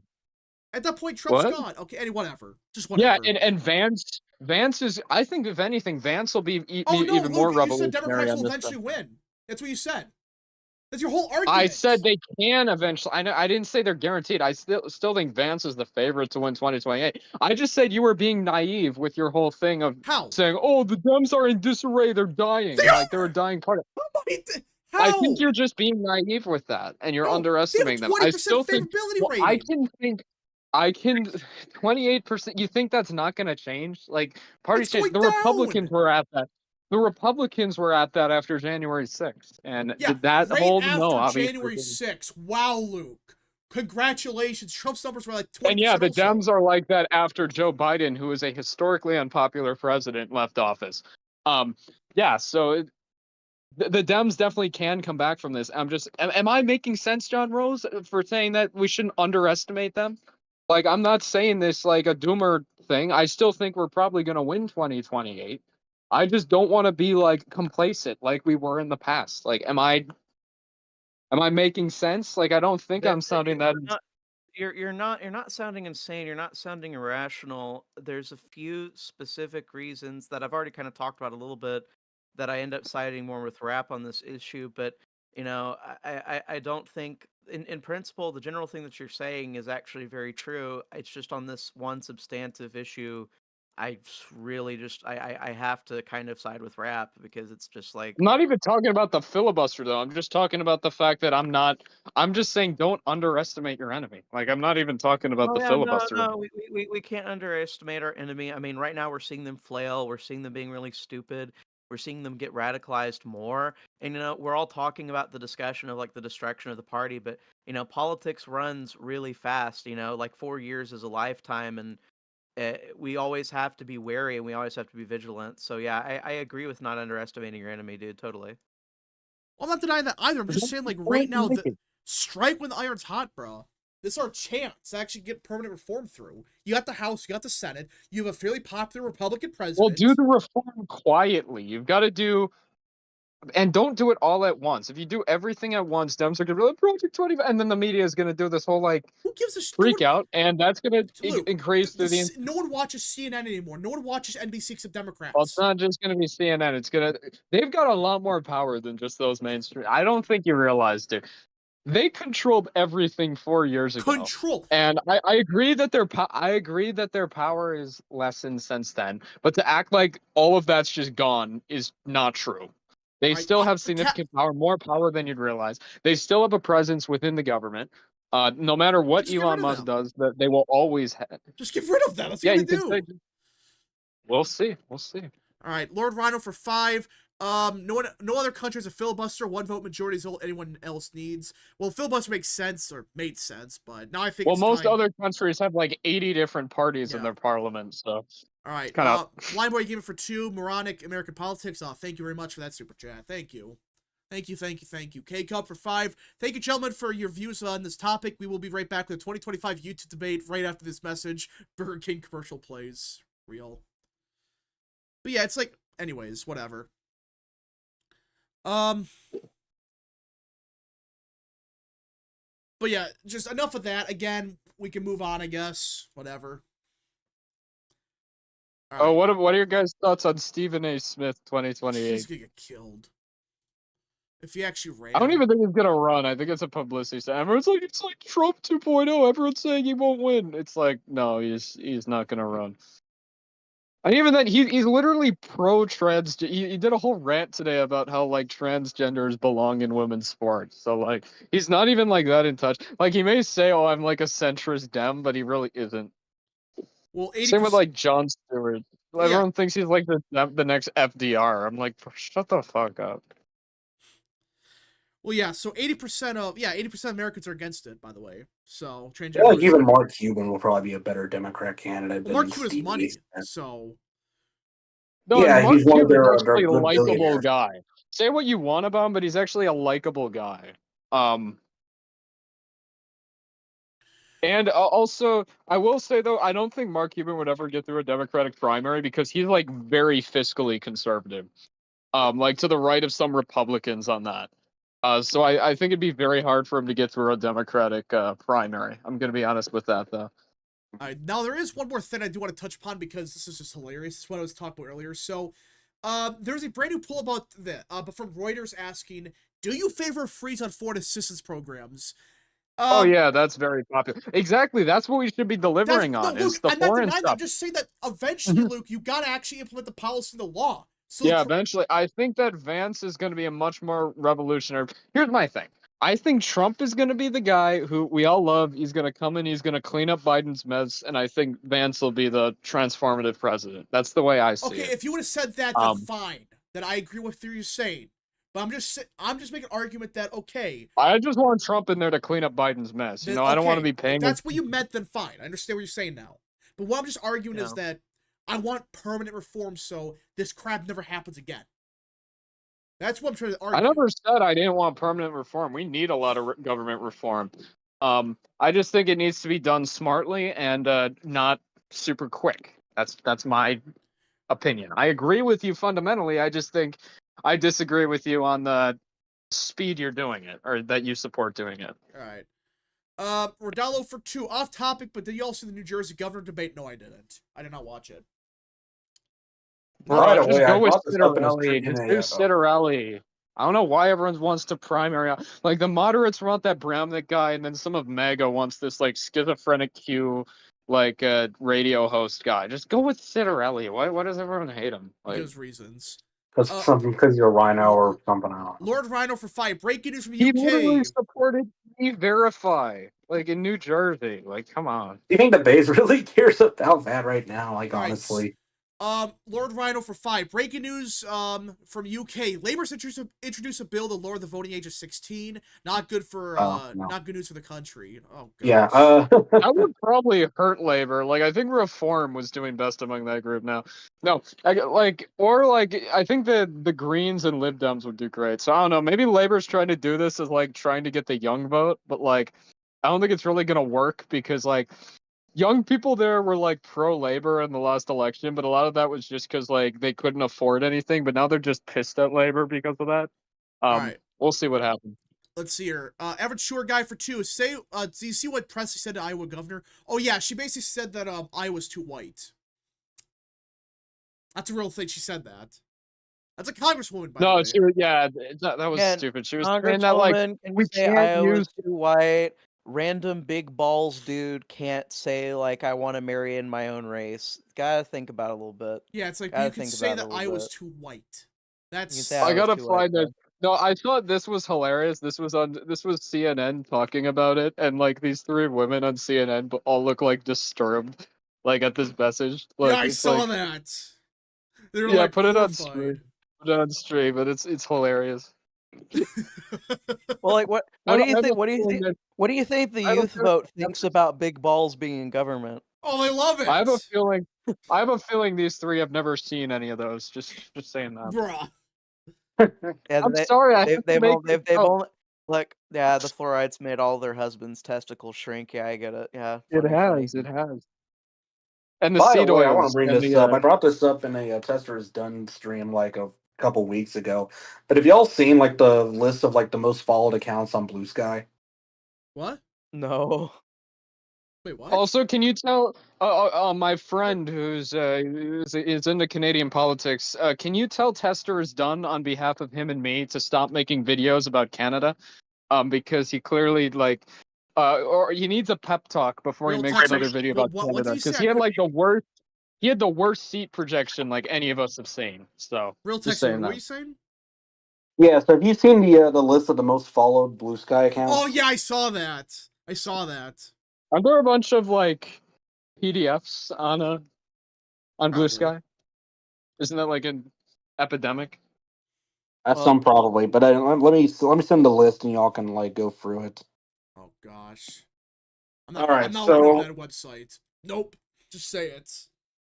Looks like it's AOC, Mark Cuban, George Takei, The Onion, Mark Hamilton, New York Mark Hamill, New York Times, Times, Stephen King, Rachel Maddow, Midas Touch, NPR, NPR, the Aaron Rupar guy, Hank Brian Tyler Green. Cohen, Hank Green, George The Conway, Lincoln Project is number 18. the Bruh. Washington Post, Molly John Fast, Wallen Filipowski, Mueller She Wrote, Mark Elias, All I can all say staff from is our if service, Adam when it comes Kinzinger. Adam Kinzinger, yep. All I could say though is like imagine if Turning Point Action, it turned out like two of the leaders of it were PDFs. Do you think Turning Point would still be around today? No, No. the entire But word is somehow anyone Lincoln affiliated will be Project thrown in jail. but somehow Also, Lincoln Project gets to still exist. I wanted to post since Texan brought up the fact that Blue Sky is kind of a pit. Look at this thread by Captive Dreamer by Martin.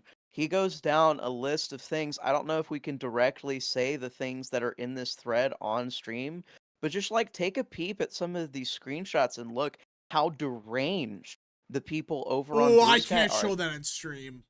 Yeah, no. But so Oh. to say it in a kosher way, it's nothing but constant death threats against Elon Musk and Donald Trump. They're saying the most horrible things possible. They're discussing like the ways in which they want them to be executed.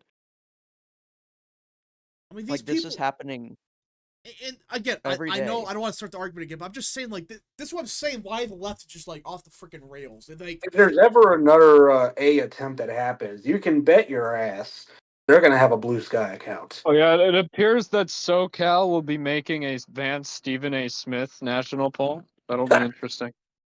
Yes. well, it's Let's like do it. it's like every celebrity poll ever. Like Stephen A. Smith probably wins because of his name, but that's about it. That'd be funny. I want to see that. Here's the thing: like everyone will say they'll vote for him until like they actually see his policy yeah, platform. that's what I'm saying. Like that's and, I won't look too much into it. But it like would be here's the funny, thing: though. Trump didn't win because he was a celebrity. Trump won because he combined being a celebrity with having a very unique policy platform. If Stephen A. Smith just gets in and runs as a normie Democrat, like he's not going to get the appeal Trump got in 2015. Yeah. Oh my gosh, Luke, you're gonna love this. So what? If you guys check in chat, you guys can say what you're gonna say, but I just said I posted the thing I was talking about in chat. If you want to look at the range leftist on Blue Sky. Trump is considering a certain person to Serbia as ambassador. Blagojevich. Oh my gosh. Let's go. Wait, isn't he actually Serbian? Okay, yes, yeah, he is. But yeah, that makes sense. That's the profile pic. This is what we need. We need Blagojevich as ambassador of Serbia. We need Trump. Trump already, Trump needs to then withdraw his, acknowledgement of Kosovo. Because we should not be acknowledging Kosovo. It sucks, and they hate us. Their government hates Trump. They love Bill Clinton, yeah, they do. for some reason. No, they hate Trump. Like they're huge Democrats, dude. Like the government of Kosovo itself endorsed Kamala Harris. How many governments around the world publicly endorse a candidate? Putin. Putin endorsed Harris. Well, no, it's really funny because they're like, I'm not saying just the president. The government itself publicly came out and said they wanted Harris to win, not the leader. They're having like populist protests in Serbia right now against their government that's trying to cooperate with the EU because they want to be more pro-Russian. It would be really funny if we just like turned the geopolitical opinions of Serbia on its head by no longer recognizing Kosovo. All right. That would be the funniest thing ever. Jet politics for 2. Blue sky needs to be rated. It should be. And we got breaking news, everybody, for Pete Hegseth. Secretary of Defense Pete Hegseth is saying that there will be a massive audit coming to the Pentagon later this week. Or next week. Let's go. When is Trump supposed to speak with Xi? Isn't that coming up? Because I want them to get a trade thing negotiated. I just don't want a trade war with China. I'm not even saying this because I'm like a CCP bot or anything. I just like don't want to be like constantly like Trump and Xi are having a trade war. I think it's stupid and counterproductive. Well, again, China can't afford a trade war with the United States. I will say though that Trump is being a lot less anti-China this time around than he was in his first term, especially with Taiwan. That's all I'm saying. And he's bringing Darren Beatty back into the administration, who openly wants to give Taiwan to China. So, we'll see. All right. Janice County Sheriff is running for Michigan governor. Yes. Oh, that guy Swanson. I just know him because he's in a lot of the Chris Hansen videos. Like he does a lot of work with Chris Hansen. That guy. Oh my gosh. I'm not sure if he'll win a primary against Nessel though. He doesn't have a lot of name ID. No, it's Benson. No, that guy's Chris Swanson. His name is the sheriff. He's I don't know. I think he's more moderate. I don't know though. He overperformed Harris by like a shit ton. Like he won by like 30, and Harris only won that county by like 4. Right. So, anyways, folks, he's popular for sure. Okay, anyway, folks. Last calls for super chats, folks. Last calls for super chats. Send them now. Yeah, he's popular in Genesee County, but will that translate to a Democratic primary? Yeah, true. Statewide? Well, yeah, definitely not. The lieutenant governor's also going to run. So, I thought Gilchrist wasn't.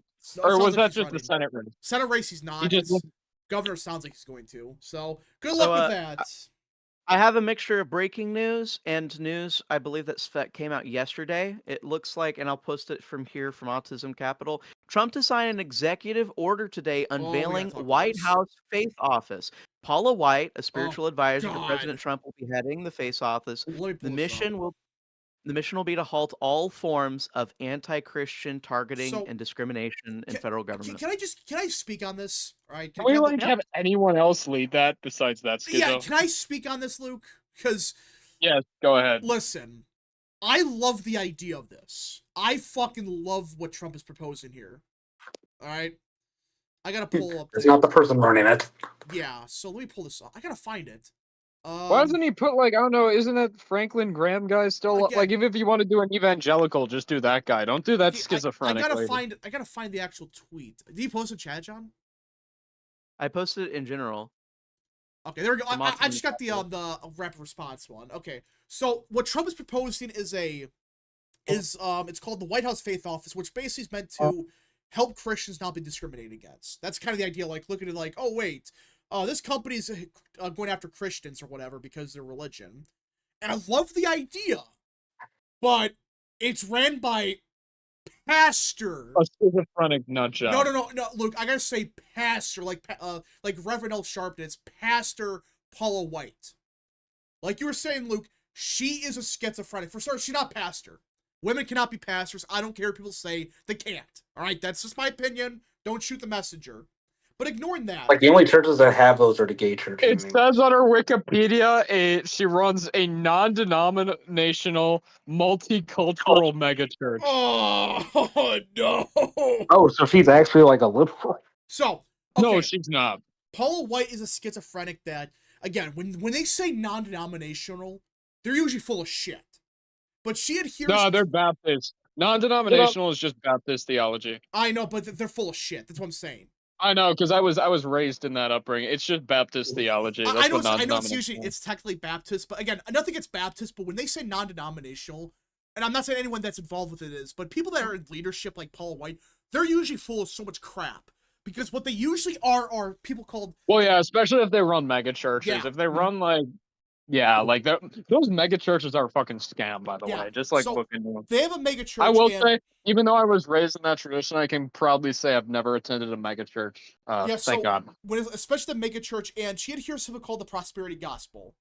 Anyone knows what that is? You know. I sort of like running Joel. It's like Right. having Joel So, Osteen in the organization. so yeah, Joel Osteen and prosperity gospel is fundamentally evil, and the main issue with it is that you're offering material rewards and you're promising material rewards to people who may not receive it, whose God's plan may not be for them to receive material rewards.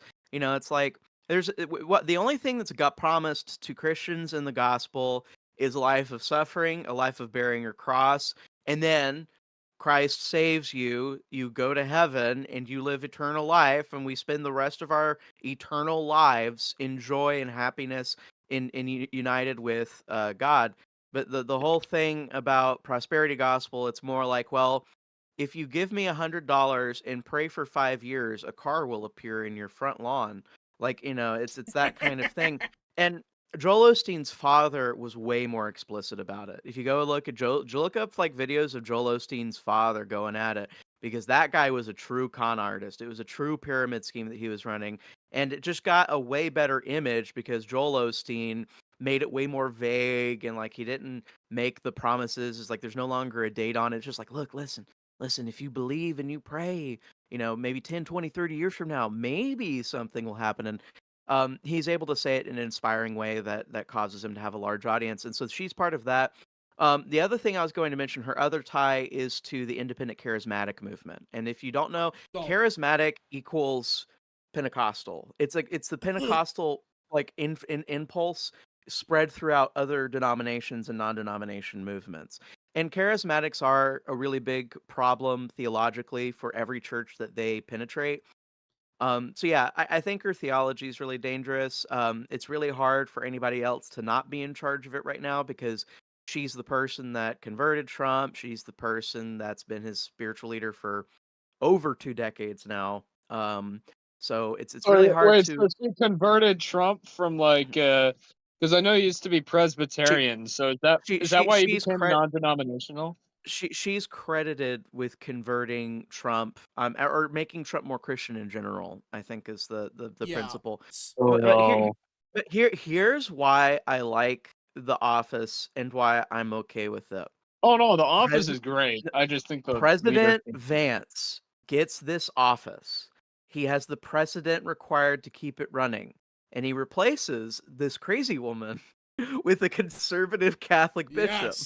Yes. The Catholic takeover. Should put Dolan in that position of New York. And he's not going to put a cringe Catholic, because you remember Vance, he disagrees with the Catholic intelligentsia on all of the right wing issues like gun rights, green energy, and immigration. So he disagrees with all of the primary bad things that Catholic intelligentsia do. So if he gets a bishop in charge and it's his personal like spirit leader, it's going to be a based bishop. Like it's gonna be like the guy. He's like people gotta look up. Vance is like a super traditional Catholic, by the way. It's right? Yeah. I believe he adheres to like the Latin Mass. I believe I could be wrong, but I believe he does. So he doesn't piss around with the faith. Yeah, he doesn't just. Are you a like, Latin Mass enthusiast? I think he. Are you a Latin Mass enthusiast, Rap, on a personal level? No comment. Yeah, he actually has his wife, I believe, take his kids. Even like if there's something happening and he can't go on a particular weekend, he has his wife take their kids to Latin Mass. Yeah. And this wife's not even a Catholic. He's serious. He's serious, and I mean, Usha saw this happen. Like he converted Catholicism 5 years after marrying her, so she understands and she's on board with him. She encouraged him to convert, didn't she? Like, yeah, she encouraged him to get more. Yeah. Yeah, I've always wondered if she was like privately like. No, I'm not saying she's Catholic. It might be like a lot of times Hinduism is like a cultural thing. Like it could be the case. I'm not too sure. Like you never know with that. I think it's their business though, and I don't think we should really be speculating about. Either way, I think she might be privately, but like it's not our business, honestly. But... Yeah, it really isn't.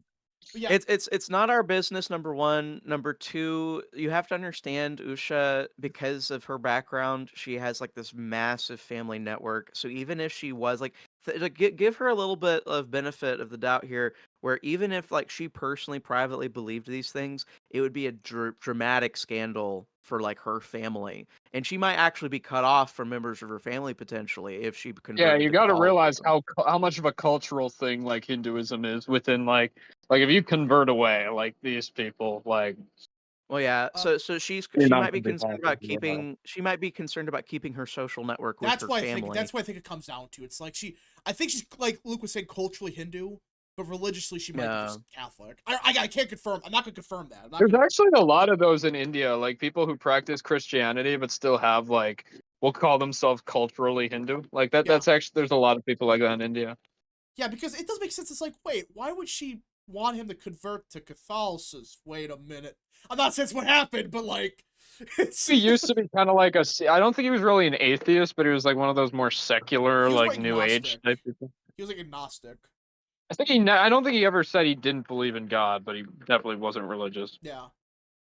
He was. I think he was raised evangelical, but they converted. I think that's what happened. Yeah, it was. Yeah. You're talking about JD, right? Yeah, JD from Vance. Yeah, okay, JD. so the whole deal with JD, he grew up vaguely evangelical in a kind of bad practice household. I mean, of course, you guys know that's the whole point of JD, right? That's the story. This is his background. He never got baptized as a kid, and then when he got into college and he like was meeting with smart people, he had a lot of trouble reconciling basic Christian principles to the intellectualism, which is what our universities do to our kids. They make it hard to reconcile those things.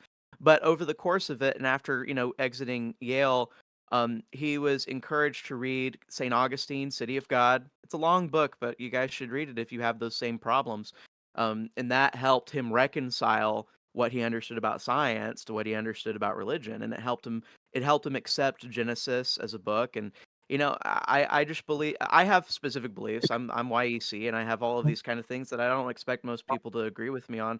But if you can reconcile your beliefs in such a beautiful way like that, then yeah, go read St. Augustine, please. Like just whatever you need to do to make it work in your head and worship God. I'm fine with that, and that's what Vance had to go through. He had to have an intellectual reconciliation with Christianity. You know the most ironic part of all of this? This basically implies that we are getting a Catholic government. That might be the greatest part of all of this. We're not getting a Catholic government, though. I think I don't know. I think conversely, maybe instead of us having the most Catholic government, I don't think that's how JD would govern. I think actually I think it's actually the opposite. I think we have a government that's the most influential on the Catholic Church. After this, we may be able to change, maybe not the global Catholic Church, but especially the American Catholic Church. If we have a Catholic president who rejects the neoliberal globalist tenets of Catholicism, then it may change the American Catholic Church permanently. Well, listen, as a Catholic, you got to change it. I mean, listen, not every priest like that, but there's some real bad ones. They're not Catholic. Give me a freaking break. Some of the crap they're pushing. I'm sorry, I'm not trying to be like that, but like you can't just say, "Oh yeah, this is what he actually meant." Yeah, it's all fake. I am officially proclaiming myself a Catholic priest, and I think if you don't import 30 million immigrants to your backyard now, you are a racist, and you will go to hell. That's what the Catholic Church has said, by the way. That's the worst part about these priests. They take it. They're not really priests; they're just hacks. Real American. How many immigrants will you be taking in as a good Catholic? Oh gosh, none. What the Catholic Church is saying is like, okay, treat these people with dignity, but you have the right to defend yourself as a country, and that's what it says. Right. So, and you also have the right to defend yourself with guns too, which a lot of these people think you shouldn't have. Yeah, it's funny. These people think like the only part of the Bible is like be nice to your neighbor. And that's basically what the average Reddit atheist thinks. Yeah. Be hospitable to the foreigner, but when the Bible talks about being hospitable to the foreigner, they're talking about someone that was traveling that comes in. Hey, give that guy some water, maybe give him some bread, and send him on his way, and make sure he has make sure he doesn't get attacked while he's sleeping. Like that was like the Christian concept in the Bible, but they I trust the real Christian expert, secular talk. He's such a Christian expert. Have you guys seen his I've yeah, never read the Bible, and I'm an atheist, but I'm pretty sure it said to be nice to people. Like, no, I just think it's funny that a He's- dude who's literally named Secular Talk is trying to position himself as like the expert on Christianity. he's always saying retarded things, but the bottom line is we actually know what caused this corruption in the Catholic Church and the Lutheran Church. They've been receiving money from the most powerful government on the planet to hold specific views on immigration policy. And what we need to teach them, and we need to teach the globalists, we even need to teach Pope Francis, is that that's not the way things are going to go anymore. That you're not going to get money from our government to support these policies. And in fact, you're only going to get rewarded if you support nation states defending themselves. I think that's the change that we're making, and I think it will make big waves in the Catholic Church if we elect J.D. Vance. Yeah, because what again? Another thing is like, also, this is actually funny statistically. Like, younger priests are like super conservative, so the Catholic Church is having kind of a revival, kind of like theology wise. But Yeah, we just gotta see again as a Catholic. That's, Well, yeah, because all the liberal Catholic younger people are just becoming atheists. yeah, they just bailed. So yeah. So there's nothing but conservative. There's a major priest shortage, but all the young priests are now consequently very conservative. Also, just saw this tweet from Jarvis Best. The Lincoln Project is baffled that Elon Musk found a use for teenage boys besides sex. Yeah, no. I can't. Baffled. Oh my gosh. Let's see here. R/atheism is going the way of the doo-doo. Well, yeah, I mean, like, people realize that atheism is a scam. I'm sorry, that's the truth. There's a clear religious revival happening right now. Can Trump do something about Will Stancil? Can we like arrest him or something? that Like, scumbag he's got to in have done jail. something illegal at some point. He's done. He's freaking. He's involved in Minnesota politics. Like, I guarantee he did something. All right. We need to get out Will Stancil. We need to go after Stephen Destiny Bonnell. We need to go after Bosch, the horse. He should have gotten. He should get someone should do a search of his hard drives. Like, we could definitely get something Let's on see. Bosch. I love the posts where John say we fail a basic part of the Bible that even the most corrupt taxpayers follow. Wait, what? Oh, you're talking about a post where I was, yeah. So the whole thing that they were toting around recently, they were trying to make an argument against what we were doing from scripture. I'm trying to actually remember what the context of my tweet was. Well, okay, yeah. So it was about empathy. So we were having this conversation about, well, do you love foreigners or do you love your people first? Because J.D. Vance had this interview where he was like, I remember I think this. there's an order of love. There's an order of love. You love your family, then your community, then your state, then your nation, blah, blah, blah, blah, blah, blah, blah. Like, there's an order to things and a priority that you have. I don't care if you helped some random African in Mozambique not get AIDS if your mother is dying because you won't take care of her. Go fuck yourself if you're one of those people. And so it's like, anyways, but the point was that they were pulling out scripture that was talking about, like, to love the foreigner and like, who is your neighbor? Love thy neighbor. Who's your neighbor? Everyone. And they were bringing up that passage from scripture.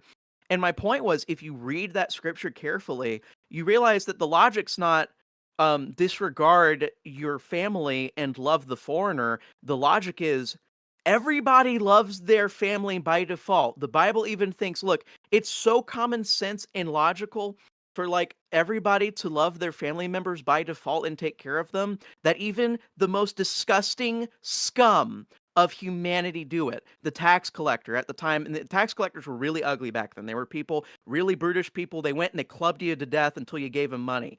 So these were disgusting, horrible wretches of society that were hated by literally everyone.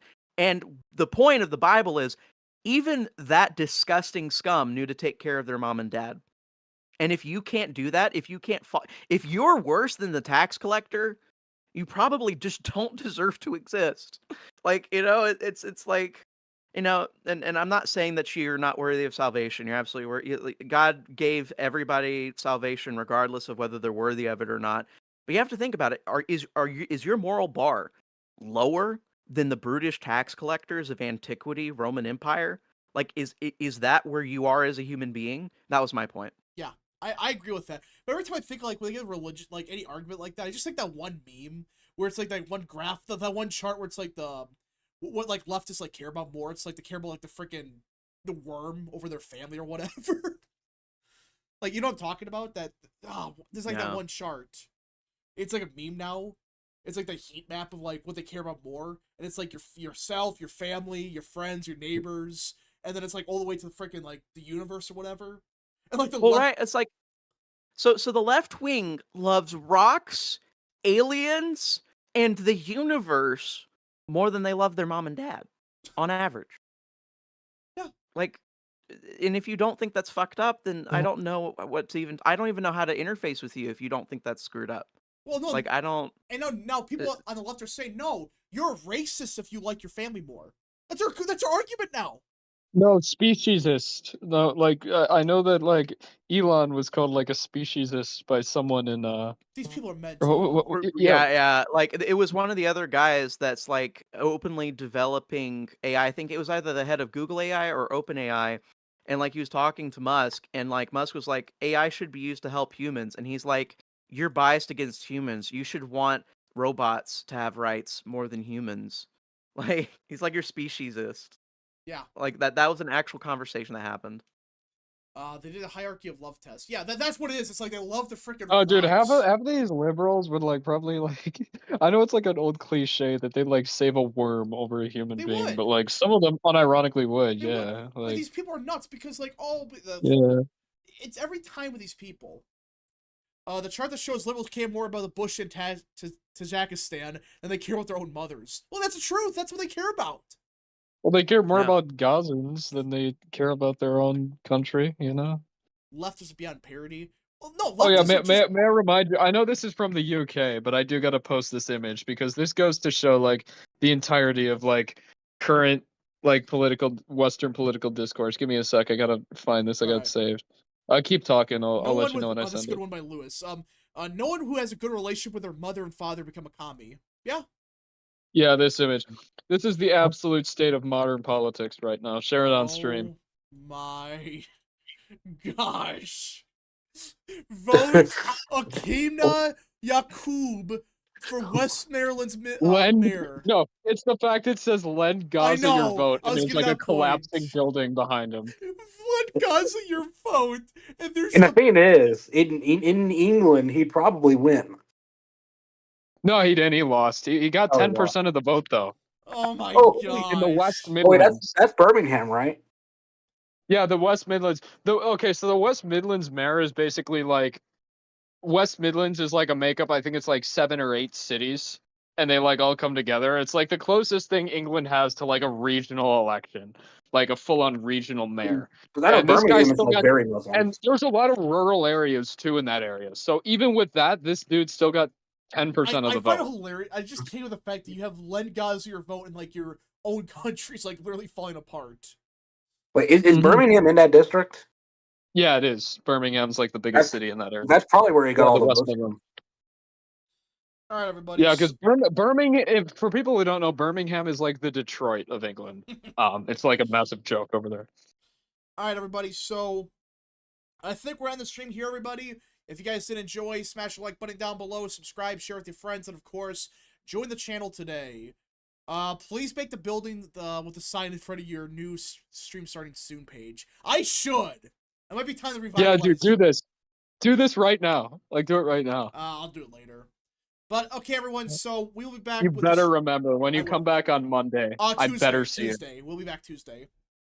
Oh yeah, because you're gonna be up late for the Super Bowl. Yeah. So, guys. So who are you with? Are you with Taylor Swift or the Eagles? Listen, either way, America loses. But here's my hope. I gotta side with the Eagles. Are so much better. I gotta side with the Eagles just for the simple fact that, like, I hate Eagle fans, but the enemy of my enemy is my best friend. I just hate the enemy of my enemy is my friend. So as a Texan, fly Eagles fly. Yeah. Also, I just like the John Fetterman meme with the Eagles. I'm not a big football guy, obviously, so it's just. Eagles. But the thing is, it's like I do not want to see, because you know what's gonna happen if the Chiefs win the Super Bowl. For starters, that's a three-peat, which would be awful. But you know damn well that Travis Kelce's gonna propose to Taylor Swift. It's gonna happen. I think the NFL is like banking all of their money on that happening. Yeah, they're gonna because they know it's good business for They them. probably rigged the game for Yeah, that. they already did. Yeah, Listen, that's exactly what what's gonna basically happen what I'm saying. is there's gonna be a last-second touchdown by Travis Kelce to take the lead. It's gonna happen. I've accepted it. I want the No, Eagles the to win. funniest. You guys remember that Benny Johnson conspiracy theory that last year Travis Kelce was gonna, after the game, propose to Swift, and then they were both gonna come out and like endorse Biden Oh in the yeah, that's speech? right. Benny Johnson, dude. Benny Johnson is like. Don't we all love Benny Johnson? Benny It's Johnson's. he's such a schizophrenic, and like the fact that the right likes this guy is All right, insane. so everybody, we have to see what happens. Go fly, Eagles, fly. Again, as a Packers fan, I hate both teams, but listen. Either way, though, Philadelphia's gonna burn. Either way, that's the funniest thing about all this. If the Phillies win, the Eagle fans are gonna riot in the streets. If they lose, they're gonna riot in the streets. So it's like, Oh, sure. that's what's gonna happen. That's Eagle fans. They did it in 2017. It's gonna happen again. So. All right, hey Rap, how should we counter the left long term? And I think left long term just keep going after their funds. So, all right, What if we just ban people from being leftists? that's real. That's that's 70. Let's just That's true. abolish the First Amendment, make a rename it the Trump Amendment. You can say whatever you want so long as it doesn't criticize Donald John America and his supporters. Football isn't fair, man. Lions fans waited 60+ years just to see their team be watchable. Meanwhile, Swifties make it to watch 2 Super Bowls in a row. Yeah, that's a thing that sucks. They don't deserve this, but they're gonna win. I've accepted it. Yeah, I wonder how many football games are scripted, because I guarantee some of them are just free playing. I used to think that was bullshit. I think they're all fake. I'm getting that point now because I honestly think that, because like it seems like the best scenario for advertisers like always happens in football. Yeah, it's like every year for viewership, like the best, like the thing that like the media like and like the best. I don't know. It just seems odd. I'm not saying every game is, but I think like they kind of like the big games. I think there's interference, you could say. Yeah, and I think Listen, I'm sorry, but the Bills got screwed. I don't care. The Bills should have won that game. That was bullshit. Like the refs off by a full yard. That was let's be honest. If you believe something happened in the 2020 election, do you think that it's out of question for them to like rig like sports games? All they gotta do is just the refs need to have like they just throw flags at bullshit. That's what they gotta do. That they freaking the Bills game. All they did was change. They said Josh Allen was short. He was clearly over the yard line, by the way. Yeah, that's clearly a first down. But Real American, you should join the NFL. I want to see Real American play for the Green Bay Packers. The Texans got screwed. Oh yeah, the Texans got screwed too. That was bullshit. Like they didn't deserve to win that game, but they got shafted. They all. I mean, it's always the Chiefs. They always get the call. Like say we will about the Patriots. This is just like 10 times worse than the Patriots. At least like they didn't get every single call. Yeah, they got some big ones, but it wasn't every single play. The Patriots may be Patriots, but they're not real American Patriots. That's real. So true. But all right, everybody, we shall see you guys next Tuesday. We'll have videos up every day, of course. All right, Godspeed. 2-0.